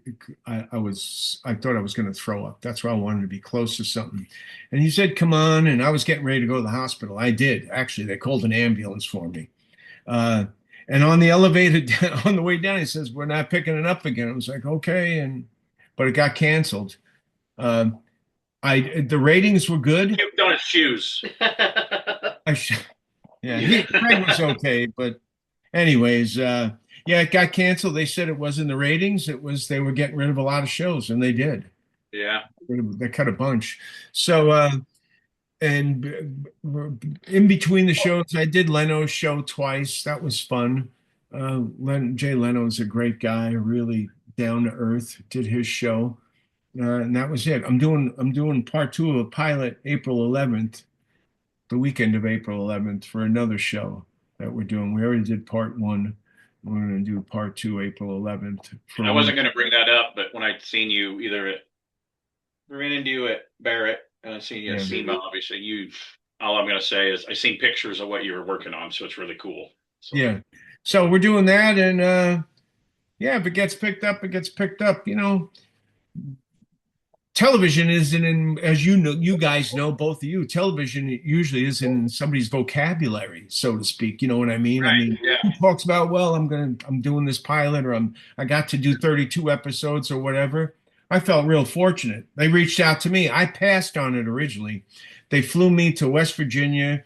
We did a sizzle reel, and I didn't think I did very good. They called me up a few days later, and I passed. And then they called me back 2 weeks later after Susan had told me I was crazy for passing, and they said it was picked up. They got a green light, so I went along with it. Yeah. And like I said, it was great. We had fun doing it. A lot of cool cars, and they were full bills. My show lasted 2 years, I had a lot of pitches. People calling me. The last one was like a Netflix show, and they're like, "Oh, you don't have enough people, so we're gonna hire like a good-looking guy and a good-looking girl to work in there, like model type of people." Like, right, I'm not. You're the ugly one. Yeah, I'm the ugly one, but I'm the guy doing the work, and I'm like, nah, you got the wrong guy. If they can do work, I'm okay with that. But if they're just there as ornaments on the show, I'm not. You know, I've turned down a lot because I've worked hard to be in this industry, and I don't want to make the industry look bad. There's a lot of guys that'll do bad stuff out there, but yeah, there isn't as many car shows anymore. The offers don't come as much. We pitched some a few times that we'd like to do, and it's a weird world. But of all those pitches of people that reached out to me for these shows, only one or two that I remember actually hit. Mm-hmm. And the last one that actually, it didn't hit. Mm-hmm. They filmed the season was that Hot Wheels show. And I had two guys that were on my show before because I got volunteers to come in. It was all give back type of things. And they went and did it. And he was like, "Oh man, I got paid." But I think that Hot Wheels show was filmed in England. Yeah. And that show was just man, I watched that first episode and I was like, man, I'm glad I'm not part of that. But like, I passed on it. Yeah, there was two young. I passed on it, and it was a deal on the table. Yeah, they approached me, and I know Chris. They talked to Chris Ryan, but there was like two young, early 20s twin brothers that went and did it, and that really helped their career. You see them out and about, but me and Chris decided we're too old to go to England and do a thrash, and they said, "Oh yeah," it was like, yeah, it's got to be right to do a TV anymore. I think so. Yeah, I passed on it too. And there was another show like that uh, in Cuba they wanted me to do, or offered, not wanted, but well, yeah, made the pitch to me to do it. And I passed on that. And I don't know what they did with it. I seen a couple of them and it was terrible. But yeah, I've been told now that the networks aren't buying shows like they used to, where they would put out all the money, they would get the shop, they would cover the insurance, cover all the costs. Now the people or the people that are buying the shows, what I've been told by somebody in that is they want a full package. You buy it, you pay for everything. They want it bumper to bumper, film, cut, edited, and they write a check. And I was told the only ones who are buying those are the fast channels. Netflix, Paramount, Warner Brothers, Tubi. I guess they call them fast channels. So, Yeah, we were close the last one because the guy that was at the Power Block, he's got his own production company now. He had three different shows. It was on Amazon Prime, and they changed it. We were really close to doing a street rod show called Street Rods Ain't Dead. We had sponsors, we had the car lined up, and it didn't pay that great. So we had a customer that was going to pay a cap amount of labor because it just didn't pay that good. When then they changed Amazon's that you yeah, had all those type of shows are pay to watch before they could be free. So that got your numbers bigger. And then it just all changed and we just kind of walked away from it at that time. yeah, So yeah, that was about 5 years ago, 44 or 5 years ago, right before about COVID time. Yeah. We ended up selling, we had a 40 Ford here we were going to build and we sold the 40 Ford for the customers and we never got to build the car. So, yeah. So there's still talks, but yeah, there needs to be some good. There used to be too much and there was some cheesy on, but now we're really lacking on automotive shows, and that helps get a young kid like some of the shows.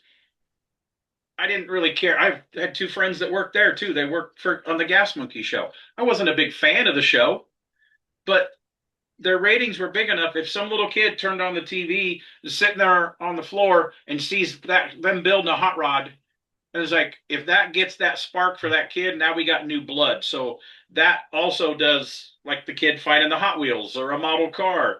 We need more young people into the hot rod world, and less TV shows hurts our whole industry. I feel it really does. Right? We yeah. I need more young. guess it's all about exposure for the Yeah, next generation. That's what Hetfield wanted to do with all those cars. What he ended up doing, he wanted to inspire. We could talk about that. I met James years ago, and we became friends. And Susan and I was up there for, I think we had Thanksgiving dinner or some event. We were at his house, and a year before that, Metallic was on tour, and I was out with them. We were in Vegas, and he was buying a true '53 Skylark online, and I was like, his bodyguard Gio, who I later became friends with, would fly in and bring the money or do whatever. But he was buying online. I said, "Who's going to look at it?" It was in a barn, literally in a barn. It looked wet. The pictures that were online, it looked like it was rained on. And he says, "Nobody. I'm just going to buy it." I was like, "Wow!" And he paid a lot of money. It was, like I said, a real Skylark. It ran, and a year went by, and I was up there at his house another time, and he says, "Hey, let's go down the grease pit." He had this property where he had some buildings on, and where he'd work on his cars and stash his cars. And the Skylark was there, and I was like, "Oh, that's the one you bought a year ago, or whenever it was." He says, "Yeah." He says, "You gonna help me on this or not?" And I really wasn't into it. I was always already pals with him. I didn't want to mess things up with doing business, and I got past that and said, "Yeah, let's do it." That's how the Skyscraper became the Skyscraper. Finished it in a year, that and was a then real Skylark that you started with on that car. that was a true Skylark. Yeah, Oh wow. yeah, and we did a couple other cars, and we did the Auburn, the Slow Burn, the Root Beer one. That was another nice car, and then we did the Voodoo Priest, the '37 Zephyr, and I met Marcel at his shop that was the commercial shop when Luke and him and Mark, the older son of the two, was there, and got my foot in the door with them. And I called up James. I says, "Hey, there's this metal shaper," and he knew of Marcel. And fast forward, we did the Black Pearl. They did all the body on that, and So that was your first full-on Marcel coach built car was for full James. Was the true Black Pearl. Coach Bill car was the Black Pearl, yeah. And So I'm going to tell the story when you introduced me to James. It was I the don't year. remember that. I don't. Oh, I remember it. Tell me the So story. Maybe I'll it was remember the it. year we had the copper Buick. That one. That one, you don't know if you can see. It was the one we brought it to Pomona, and I seen you, and I always go and say hi to you. And I knew who was sitting there, so I was like, I don't know if I should go over and bother him. And he was sitting there. You guys were eating breakfast at the Sheraton, and he was sitting there, kind of not wanting to be seen. He's in the car Yeah. world, and you're like, hey, I'm shooting the shit with you and everything, and you're like, hey, this is the guy that built that copper Buick that you liked in there. And then he pulled his hat off and he's like, hey, man, yeah, I like that Buick. We got in, you guys went in after hours or early morning or something so he could look at cars. It kind of sounded like maybe. Yeah. And I really like that car and talked to him a little bit. And he goes, hey, I'm James. And I'm just like, nice to meet you. I'm Tim. I didn't fanboy out on him. I didn't say, oh, I know who you are. Just like, oh, nice to meet you, James. And that's when I met James Hetfield. So, yeah, you guys were having breakfast at the Sheraton. Right. Yeah. Yeah. Wow. Tim Well, that's a probably memory remembers for you. exactly what he Not was everybody wearing. gets to meet Hetfield. Yeah. I Yeah. mean, I you finally know, seen him in concert last summer when he came to Nashville. I'd never seen him before. So, yeah. yeah, those guys are on a whole nother level. I mean, Yeah. I've known we spent time with Ozzy, me and Susan, and that was really, man, now looking back, it's crazy, but we spent How does I mean, I've got to do cool stuff too. A custom guy, like when I had my TV show, I got to film with Mario Andretti. We got Billy Gibbons to come in and film on my show, not because the TV studio, it was the stereo shop that did our stereos. The high school kid that worked there, his dad was their manager and got him to come into the show. So I filmed with, of course, I've met Billy Gibbons a bunch of times at car shows, and he knew some of the cars that I'd built. Like we got in trouble for filming and not talking about what the producer wanted. I go, let us talk and you can edit this down. So me and Billy walked around the truck that we built and went for a drive. It was Billy's idea to drive this 48 Ford truck. And it was 3 days from being done on a 4-week build. And we tightened everything, made sure the cotter pins was in, put GoPros in it. And the first drive, the 7-mile drive, was with Billy Gibbons driving it and me sitting. I was like, I'm going to be the guy responsible for killing Billy Gibbons. I didn't know if the brakes were bled right.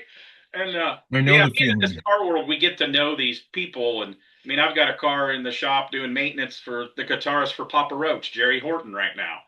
And it's a weird little circle. If you're car people, you're car people, right? Yeah, that's true. That's true. Good stories, good memories. So yeah, we did that, and the Black Pearl was the first one, and then really, I don't think James had a big desire to do another one, but he knew I always loved the Delahaye, the 165, and I had mentioned it to him, and he just greenlit it over the phone. He says, "Let's go ahead and do it." I think he wanted to do it. He did it more because I wanted to do it.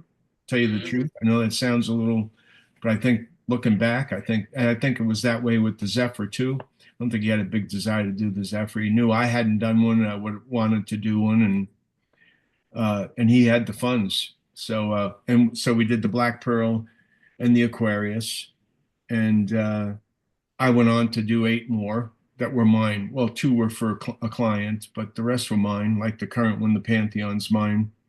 But he wanted to do a book, the Reclaimed Rust book, which was really successful.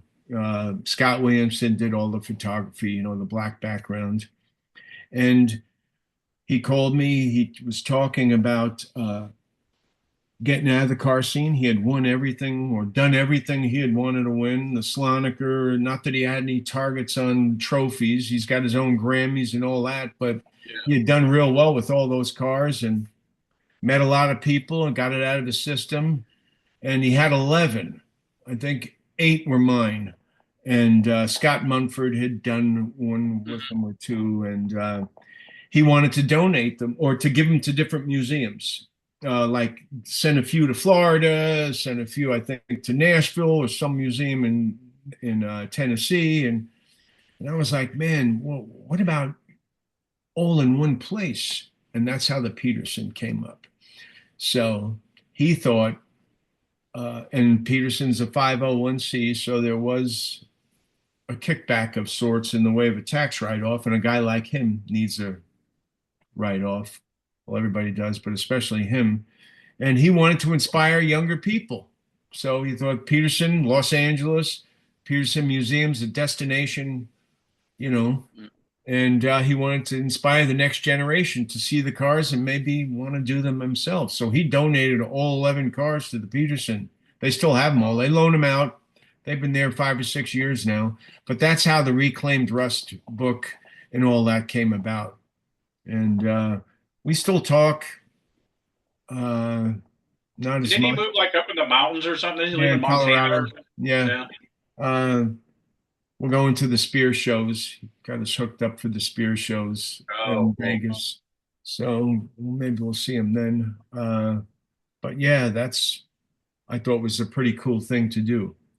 You know, to be thinking about the next generation. And we need them. You know, people, I don't know what I would say if somebody's asked me what I thought about the future of custom cars are right now, because when I walk through Pomona to the Grand National or SEMA, I don't see a lot of custom cars except for Pomona, and you wonder where all these cars coming from. Holy shit, I didn't even know about any of those, or this car or whatever it was. But then you don't see any or hear anything about them.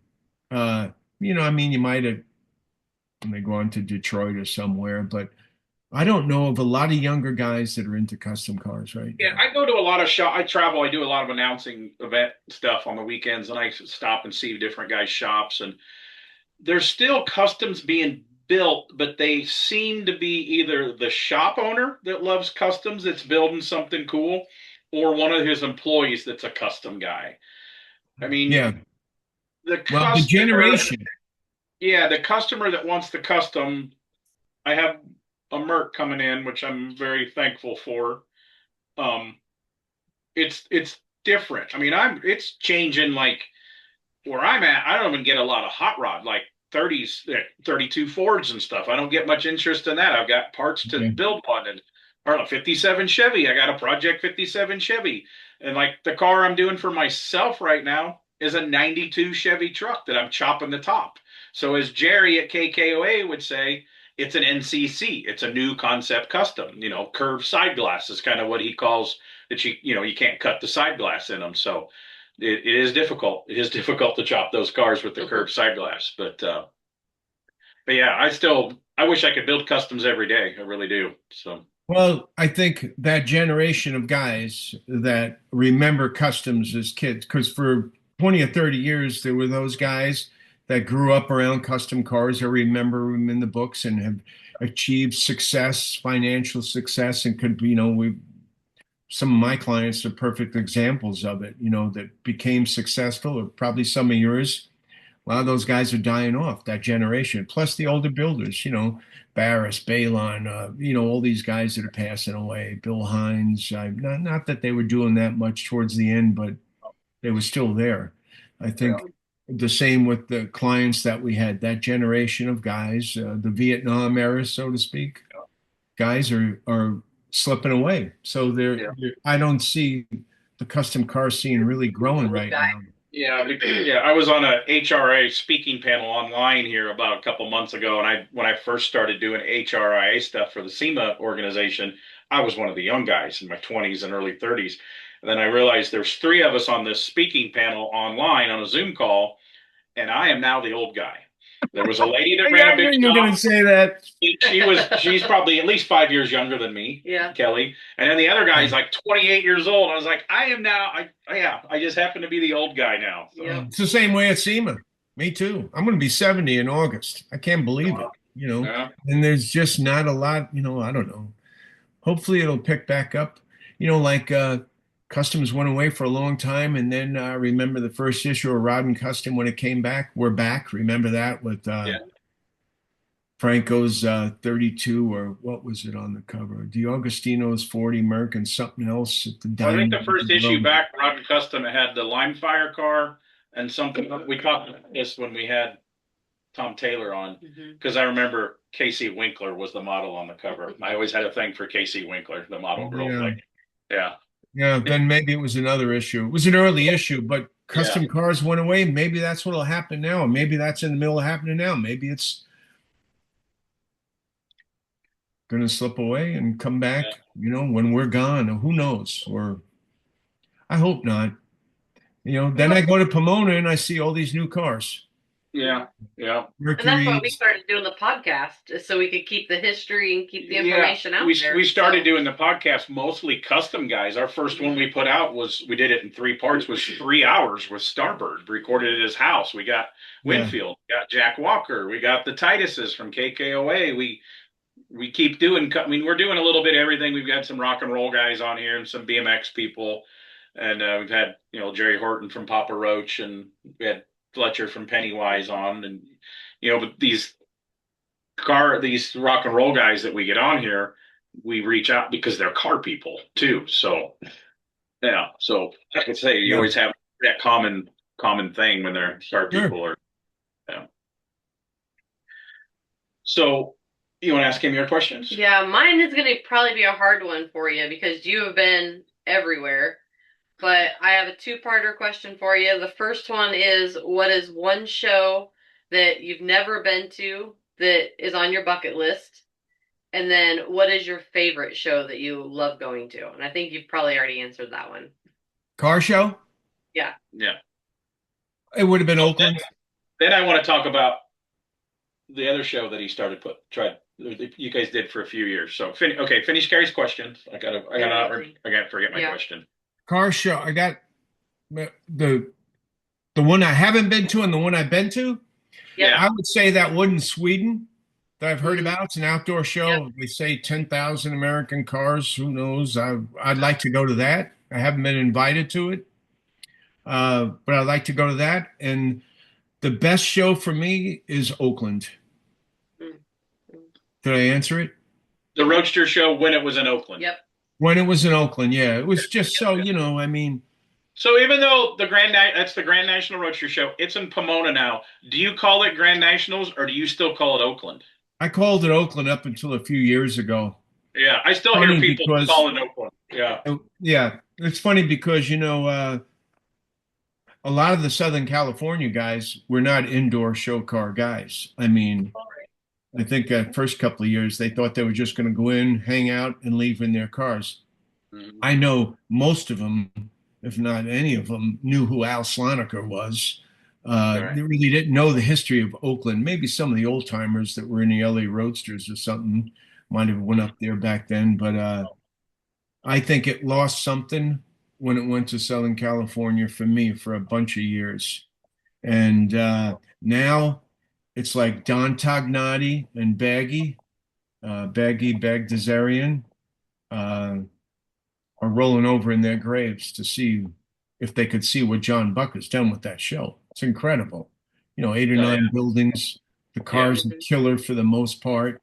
I think the history, because I've got very good friends. Some of my best friend Zane lives in Northern California, and there's the BMX world too. There's a rival between NorCal and SoCal. Mhm. Always Big has rival. been. Yeah. Yeah, Always has and been. like the NorCal guys, it's like, yeah, it's not like it was because the Northern California thing, but yeah, you had this show that you could almost sleep at your house too, with some of the guys. Yeah. But they do admit that it's incredible. I mean, it's when the weather's good, it's worth going to the Grand National Roadster Show, even if you don't go in the buildings. I highly recommend going in the buildings. But the cars that drive in, it's like, oh, 5 years ago, that was an Amber Contender, or that was on the cover of Rod and Custom 10 years ago, or, it's incredible. It really is incredible. He's done a great job with it. He really has. The Oakland Coliseum Arena, I think it fit 38 cars. The main arena. Mhm. If you were in the main arena, man, you were walking in tall cotton. And then Yeah, there we was we got a the street brought on trade and some money one time. It was an old car that was 15 years old with a lot of miles on it, and his pitch was it was shown on the main floor of Oakland, and he had pictures, and I was like, In oh the arena. Yeah. yeah, when that was fresh, that was a big deal to be on the main floor of It Oakland. was. It was for me. I was always on the main floor. The first year I went to Oakland with the car, they put me in one of the exhibit halls, which was like a chicken coop, for God's sake, out in the side, uh, connected to the Coliseum. And Rick Perry came back and seen the car, and then some. I had it all set up. Some Angels had some bikes behind me, and Bob Larrabee Jr. I think had somebody had one of his cars in front of me, and the guy came up to me, one of Don Tognati's helpers, and said, "I got good news and bad news. Bad news is you got to move. The good news is you're going in the arena." And I was in the arena every year after that. But man, that was incredible to be in there with those guys, with all those cars. But there was only 38. Now you Yeah, look at those buildings and there's so many more cars, such a higher level of cars that are there, whether it's the street rods or the hot rods or, that theme that, building that he's got. I think it's 8 or 9 that has a different theme every year. It was the Slonaker winners last year. and they got the Suede Palace, and The 32, what Axel does with the Suede Palace. I started giving a Jack Rudy Memorial Award away there this year, and I do it in the Suede Palace mostly because most of those guys knew Jack, yeah, or knew of Jack at the least, if they didn't know him. And I didn't want to give it, at least up until now. It could change, but I didn't want to give it to somebody in one of the other halls that had no idea who Jack Rudy was or what Jack was about. So I chose to give it away in the fellow Suede Beatnik club Palace. member. And What year did you get in the Beatniks? I was one of the 3 founders of the Beatniks. Me, Oh, Jack wow. Rudy, and Brian Everett founded it in '92 under the oak tree that's blown down now at the Paso Robles Inn. Me, Jack, Yeah. and Brian were the first. It was Jack's idea. It was, kind of Jack's baby, but it was me, Jack, and Brian that were the founders. Dennis, all those other guys came years later. Yeah, Dennis told me on camera when I filmed him at the Roadster show this year that I'm not cool enough to be in purple. That's what he said. Is that what he told you? Yeah. He told me I wasn't. Dennis is a good guy. I get along with Dennis, but yeah. Yeah, well, an argument could be made there, but I'm not going to get into that. I don't want to get in any trouble. But yeah, Dennis I love Dennis. I can't wait to go to a show. Did you go to a show last year? Oh, I do a lot. Oh, you got to go. Yeah, I need to. When I think I have a conflict again this year, but yeah, I need to. I've got a lot of friends that went, and they're like, it ain't the biggest, but it's cool. It's just a cool. Yeah, it's the building, the cotilion's really cool. Yeah. Very early '60s, and yeah, it's a good show. We have a good time. If you go early and go to the Beatnik party the night or 2 before. But yeah, he's having the second one this year. Or they are. Yeah. Dennis doesn't want to call it his show. He's calling it the Beatnik show, and rightfully so. Yeah, he corrected me. I said, "Oh, show producer." No, I am not. We are doing it as a team. I'm like, okay. Yeah. Which is true, but it's the Midwest guys that are really doing all the work. Which I gave him a hard time too, because I always hung out with them at Salina at the KKOA. There wasn't one Beatnik guy that came this year to Salina. Yeah. Because they were playing in that show. And I was like, I hope you guys, because I still help at Salina. I mean, I don't really help, but I'm in the Hall of Fame at KKOA. And so I help now that Jerry can't really be on the microphone all night. I do his Tonight Show for him and then on the mic for inducting the new Hall of Fame people. And I was like, we need the Beatniks to come back, at least a few of you guys back to Salina. So yeah. I don't go. I went once to Salina and I had sunstroke. I'm prone to sunstroke and heat stroke. I know that, Rick, why you living in Phoenix, Arizona, but I don't go out in it. But I got real sick. So it's always hot for me there and miserable. One year it made national news when we got in the air conditioning that it was hotter in Salina, Kansas that weekend than Death Valley, California. So yes, I would bet. The last few years, the weather's been pretty good. We figured out the way to do it, though. Saturday afternoon, we usually go right across the little creek. There's a water park, and we go float in the lazy river. That's the. Some of the Beatniks told me about that. Yeah, Shoe. Shu and those guys do it or have done it Yeah. in the past. Yeah, I heard about the water park, but yeah, you know.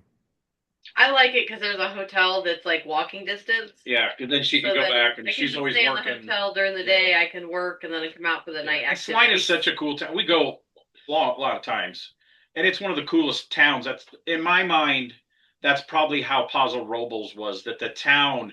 I mean, they have a parade to kick the event off with the mayor and the local radio people. I mean, the town just roll, and it's not a huge town, but it's a nice, clean town in the middle of nowhere, in the middle of Kansas, and the town just puts their arms around the KKOA, and then they have a KKOA room at the museum that they built, I don't know, 8, 10 years ago. Our 54s there in the KKOA, the KKOA Hall of Fame, all the Hall of Famers are printed on the wall.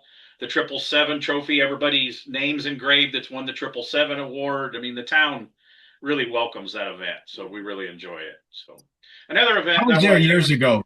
That wasn't happening years ago. yeah, Probably they, 10 years ago. and At that least 8 or museum's 10 been years open maybe 6 years, and then they're adding on to it Yeah. already. So yeah, really neat museum there. Um, Another event that I think you were part of happened a couple years, or at least you invited us to us, but we couldn't make it. Was the Orion Music Festival that had a car display? Were you part of that? Yeah, yeah. James gave me that. Uh yeah, they wanted to do like not a Lollapalooza, but an event that Metallica did every year with guys that they were fans of, like the Chili Peppers and Black Label and or whoever.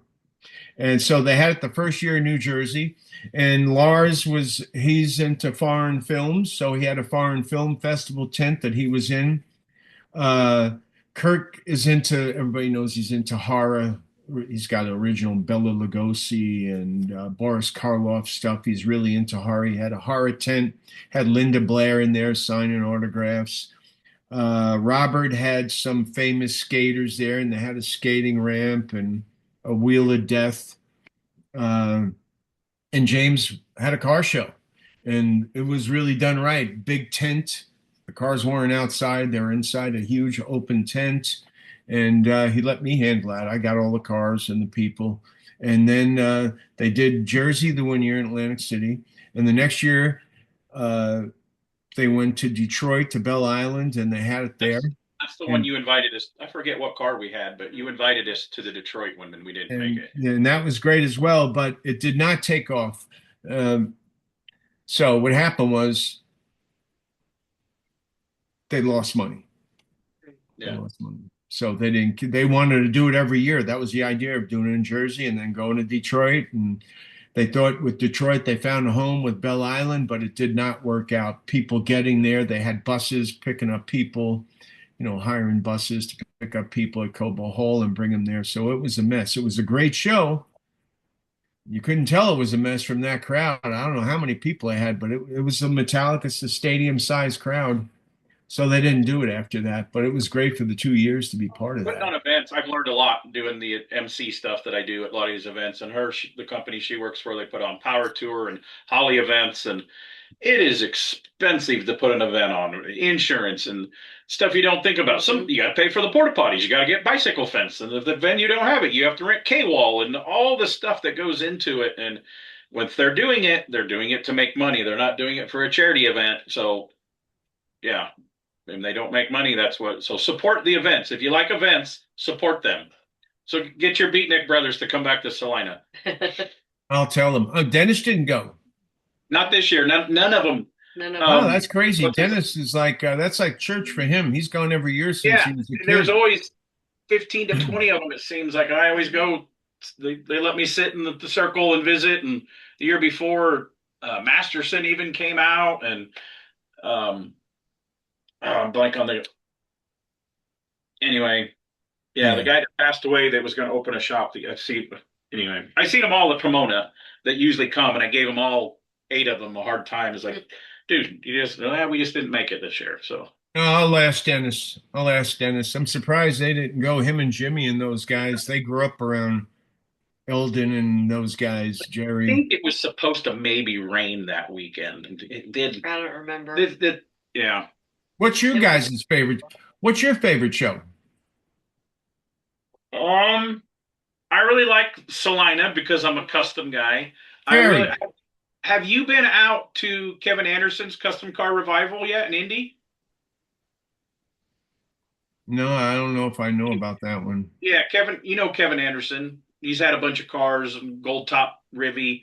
He puts on an old school custom show in Indianapolis in a parking lot. It's 2 days.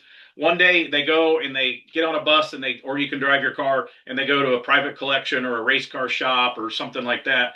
And then they always have a speaker. Like this year, Lee Pratt's coming. Last year they had Larry Erickson speaking, and he caps it at 200 cars. There's no commercial vendors, and it's kind of like the Gathering of the Rock event. If you would post you have to be accepted.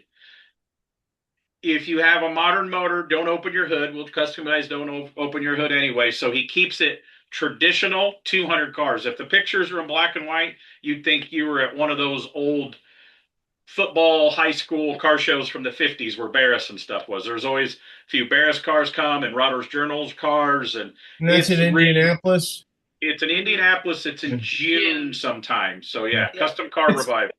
It's hard, with having a car and, I mean, Yeah, ship it there. I'm not going to drive a car back just flying in and Roadster. seeing the custom guys that are there. I mean, almost probably 80% of people is like, oh, I haven't seen this guy in a while. Oh, I haven't seen this guy in a while. Yeah. So it would be, yeah, it would be cool. Well, you never know. That's in June? Yeah. Yeah. It's normally I think like Penny the might have weekend talked before about Father's this Day. show. Say what? What's your favorite show? I don't. God, I do so many of them. She works so many events. Like she's. I was just going to say she's working them. Yeah. I mean, we So- all are, but Power Tour, I love because we have so much fun. I've never taken a car on it because I'm always working it. But yeah. I love Power Tour. I love Holly Mo Party because Mopar people are crazy and they make it fun. It's about the people. They even have mullet contests They do. there, fake and real mullets. And Yeah. she dresses up, or it's an '80s theme night, and it's a good, and it's at a drag strip. So there's drag racing, there's autocross, there's drifting, and there's everything. I like the touring. We do an FM3 road trip. It's like an autocross, but it's a charity event. Driving. It's a charity event, but it's a driving event. So we go from town to town or different places. I love the driving events. And that one we call all of our buddies and we get shop tours. Yeah, we do a lot of shop different hot rod tours. shops wherever And the then area we're doing The it. Good Guys Des Moines show is one of my favorites because it was the first show we started going to back in 1992. And being the 4th of July weekend, holiday weekend, our family all used to go. Yeah. So, yeah. What's your favorite show? One show.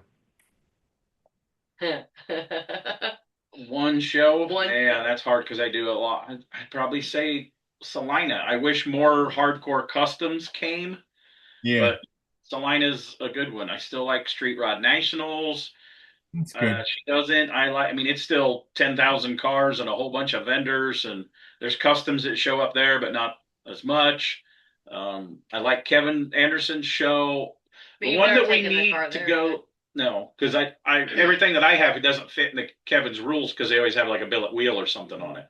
The Gathering of the Rock is done like that in Oklahoma too. There's like 400 cars, traditional, mostly street rods. Customs come to that too. You have to be accepted. They keep it old school, no vendors. They do a drive, and then the awards are like builders make something and give it away. So it's not like, oh, and third place in custom dune buggy like an ISCA. So that's one. I've seen it somewhere. Pictures. Yeah, we have not been there, and that's what everybody says. That's either their favorite event that they go to, or the event that they want to go to. The event that we both want to go to that we have not is one, Pebble Beach, and two is the Moon Ice show in Japan. Oh, I was going to ask you that. You haven't been to Moon Ice? No. It's a good time. We were close. We had a couple talks that Copper Buick almost got shipped over there. But yeah, I'd like to go. I don't need to take. I mean, I'd like to take a car someday, but I'd like to go. And Dave Shutton has been so many times. He said he'll chaperone us. He said he'll chaperone us. He'll probably take us someplace and leave us in the middle of someplace. But yeah, we really want to do the Japan Moon Ice show. Yeah. It's a one-day show. Yeah. Yeah. but we've never been to Japan either. We've Japan's traveled a awesome. lot, but we've not been that Traveled. far overseas. We've been to Mexico, Canada, all that, but that far, like to go to someplace over, we've not been. And again, I'd like to go to the Sweden thing too. Yeah. I almost, when I Sweden's was on great. TV, I would rather go to the Sweden show before I'd like to go to the Moon Eye show. I brought cars to Sweden, yeah, to the Bill Sport, got invited, Moon Eyes, Goodwood. Goodwood's another good one. yeah. Goodwood Castle.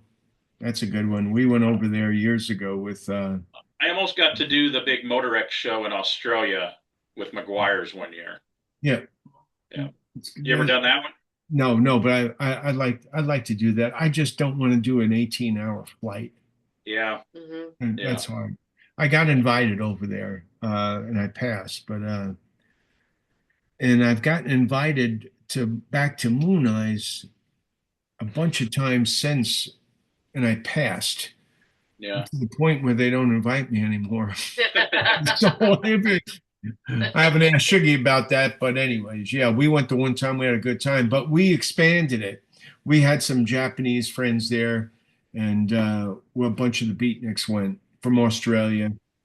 It's closer, and they were able to get into the country. Can't get into America anymore. The Australian beatniks, not most of them, anyways. Really? Yeah, it's a gang thing. Yeah. Huh. I thought it was Australia that kept them. It's not, it's America. But apparently they go to Japan. So, but yeah. So Japan all is the really cars cool. you built, do you still have a car? You can just say, yes, I have one, because if you don't want to tell the secret. You've done all these coach built, influence cars and everything. Is there something Yeah. still that is on your list is like, oh, I got a dry erase board in the shop that is like, I still want to build this, this, and this. Really? Like, Do is you? there still one that you haven't got to sell to anybody or do for yourself yet? No. Yeah, but I'll ask you I tomorrow. don't want to sound big-headed. He's like, oh, I had a dream about this car last night. No, I don't want to sound big-headed, but I've been so fortunate to do everything I wanted to do, and then hooking up with Marcel and Luke and doing those cars. I mean, those cars are I don't mind saying they're incredible cars. It's Aftershock, incredible. the Aquarium, all of those cars. The Pantheon, the one I got now, incredible cars. But man, I can't think of anything else I want to do. And we got. I've crossed off everything. Yeah, that's awesome. Luke is the nicest guy. Yeah, he is. No ego. Him and his wife, and we put him in the Starboard Hall of Fame 2 years ago, and he came out yeah, right he after told me. motorcycle injury. Yeah, he liked you. We'd like to have you. I'll reach out to you. We're setting the dates for this year's induction, so we try to get as many people to come back for the induction now that it's in Lincoln at that 350,000 square foot museum. It's absolutely incredible. There was a Lincoln. You mean that Speedway? Is that where it's at? Oh man, that's something on my bucket list I'd like to go to. There you go. Nebraska's off the beaten path, but man, that museum looks cool. That's where you have the Starboard Party? Yeah, that's where we moved it there last year was the first time, and I will text you, but tentatively it might be October 17th this year. Yeah.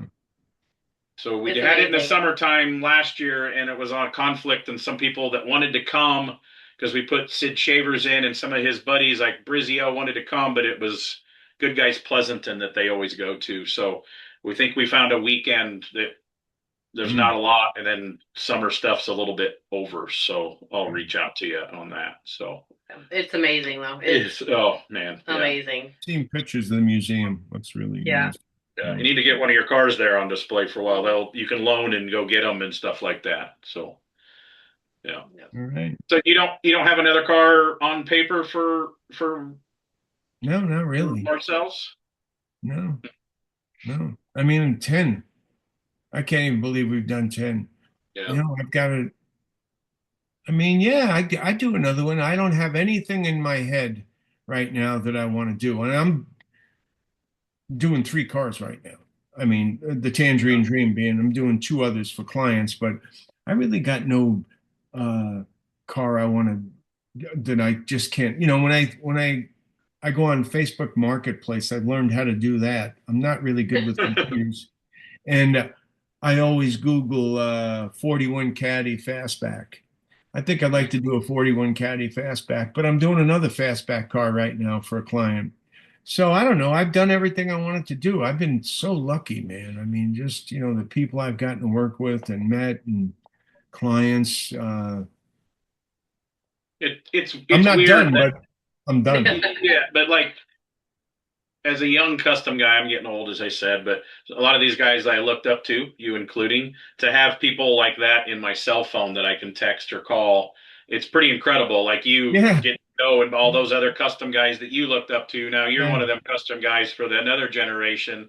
And that's why I say, I mean, yeah, street rod guys, I know a lot of them too that were my hot rod heroes. But again, the custom guys are the coolest people. Yeah. Yeah. Well, good. Well, you guys are cool too. This has been great. It's Yeah. been fun. Honored to be on your show. As we wrap this up, tell everybody where they can find you on social media. And I think it's Susan, your beautiful, lovely wife, that is doing that. And you guys in the last year have really stepped up. I don't have Facebook, I do Instagram. I love your videos of you talking about the cars and the explanations. You guys are doing a great job of that. So keep that up. It's great. So tell everybody where they can find those. The Rick Dore. The Rick Dore on my Facebook page, fan page, business page, and Do you still Instagram. have a website? Do you still have shirts and merch No. on your website? No.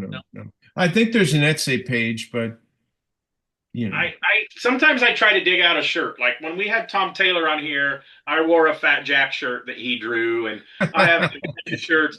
I have one of the coolest shirts Jimmy Smith did for you. It's got your crest on the front and the back. I think the Tangerine Dream there was like 3 cars in Jimmy Smith artwork, and I was gonna try to dig that up, and I'm like, nope, because it would look like a half shirt on me now. it would not be a good look. That was probably a 15, 20-year-old shirt, maybe. Yeah. Hell City. Hell City. Oh, Yeah. Yep. Yeah, that was a Yeah, badass. Jimmy's a great artist.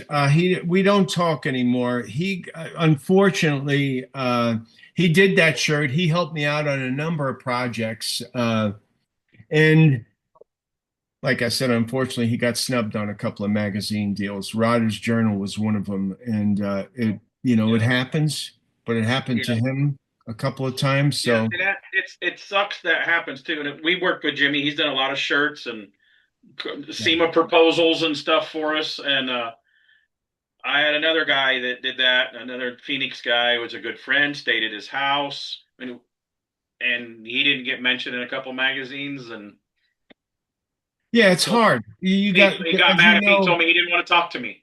The guy stayed at his house multiple times. Doesn't want to talk to me anymore. Blocked me on social media even. Who's this? The guy? Mm-hmm. Yeah, not Jimmy. It's another guy. I'm not going to say. Yeah, it hasn't happened a lot to me, but unfortunately, it has happened, and it happens. You got no control over the content. You could give them all the information and all of that, and people get their feelings hurt, and I don't blame them. I mean, but now with less magazines and more social media, you can make sure it gets out on social media is the only good thing now, I guess. Yeah, there are no magazines anymore, really. Well, I mean, there is. I mean, there's Hot Rod. Yeah, Hot Rod. The guys that left Street Rodder and all that, they do modern rodding. Yeah. Rob Fortier does classic trucks. Nick Licata does all Chevy, which is like just basically what they were doing it. I still call it Prime Media, what it was. And Rodder's Journal, there's Wheel Hub, there's Truck Hub. The Wheel Hub magazine's really nice. They're doing a show at the Lincoln Museum. I think we froze up. Is he still there? I'm here. Okay, there you are. $100,000 purse they're doing Memorial Day weekend at the Lincoln Museum with Wheel Hub magazine. Yeah. I've been in some of those magazines. I forget about them. I don't see them at the market when I walk by. They're most of them to save money. There's subscription only because there's so much waste on the magazine racks. But there's still some good magazines. There's not as many. We used to go to the magazine store and there was 30 titles, and we were lucky. Sometimes we were in 2 or 3 the same month. You could be in remember Norway, Germany, Finland, all that stuff. The guys would come over and shoot cars, and you get them in magazines you couldn't even read. So I'm hip. I know. But yeah, Jimmy, like I want to say that again. Jimmy's a great artist. Unfortunately, things happen, and as far as the magazine goes, I think my favorite was Custom Rodder. You were Mhm. talking about that before when Jerry was still around, Yeah. and everybody loved Rodder's Journal, and that Hmm. that's gone. I heard No, it's trying still. to pull it together. Yeah, you got one I got one 2 months 2 months ago. ago. Yeah, I Oh, got it still, really? but I Oh, haven't wow. even read it all yet. So yeah, they coming out. He seems to be putting out about 2 a year, maybe. He took a Oh, little okay. break. He had a lot of stuff, and I know a lot of behind the scenes stuff. But he has said he Yeah, keeps, but then he doesn't get. He'll come on and tell the story on our podcast sometime. So, yeah. but yeah, Well, it's not done. Yep. So I have to look around for it. I haven't yeah. seen it, but Yeah. yeah. Okay. Well, this Okay, has well, been great. yeah, this has been great. We want to thank Rick. Every time I seen him, I was like, "Oh, I need to get you on the podcast." And he called me out at the SEMA show. Carrie's outside working, standing by his new blue car, and I go, "I need to get you on the podcast." Or maybe this was it was either SEMA or at Barrett. We ran into you guys at Barrett Jackson, didn't we? A day, I you and don't know Susan. about Barrett, but I've seen you in the Yeah. past few months. Yeah. Yeah, and you go, you keep saying this. Are you just talking about having? I was like, okay, we got to get him on. And I got Well, I've been sparked on. again. Did you Yeah. find your Buick door latches? No, So tell everybody what you're looking for. I'm looking for 1949 Buick Sedanette, door latches, and the receivers, the strikers. 48 Caddy and 49 Caddy and 48 and 49 Buick are the same. Did So you no, I call haven't found salvage them. in Texas that I sent you? They didn't I have anything. did. No, I talked with them last Friday. They didn't have anything. But it'll happen. The car's pretty much it's close, except for those door latches and a couple other things. But yeah, it'll be at SEMA. I have a couple of cars at SEMA, I hope. Awesome. Awesome. So, Very cool. yeah. Very cool. Well, I But want to yeah, thank Rick Dore for being on. I want to thank you for being both an inspiration and always been cool to me and being a friend. And back then, helping me get hooked up with a stereo sponsor. And we tried to get her on. His wife is awesome too. They've got family in town, so she helped set him up in front of the computer. His wife Susan is helping him with the social media. So check him out. And thank you very much, multiple Hall of Famer Rick Dore. Thank you. thank you guys. Take care. With nearly 30 years of experience, PowerMaster continues to design and manufacture the highest quality starters and alternators available. PowerMaster offers a full line of performance starters designed to crank over high compression race engines or to update your classic cruiser. When it comes to charging, the new hairpin replacement alternators deliver incredible output at idle to keep up with the growing number of electronics built into today's modern built muscle cars and vintage trucks. For more information, look up PowerMasterPerformance.com or give them a call at 630-957-4019. The Strange Motion Way Podcast, brought to you by Royal Purple, premium synthetic motor oils and high performance chemicals have been designed to improve performance, provide long term protection, and give you the confidence to push your vehicle to the limit. Royal Purple, premium synthetic motor oils.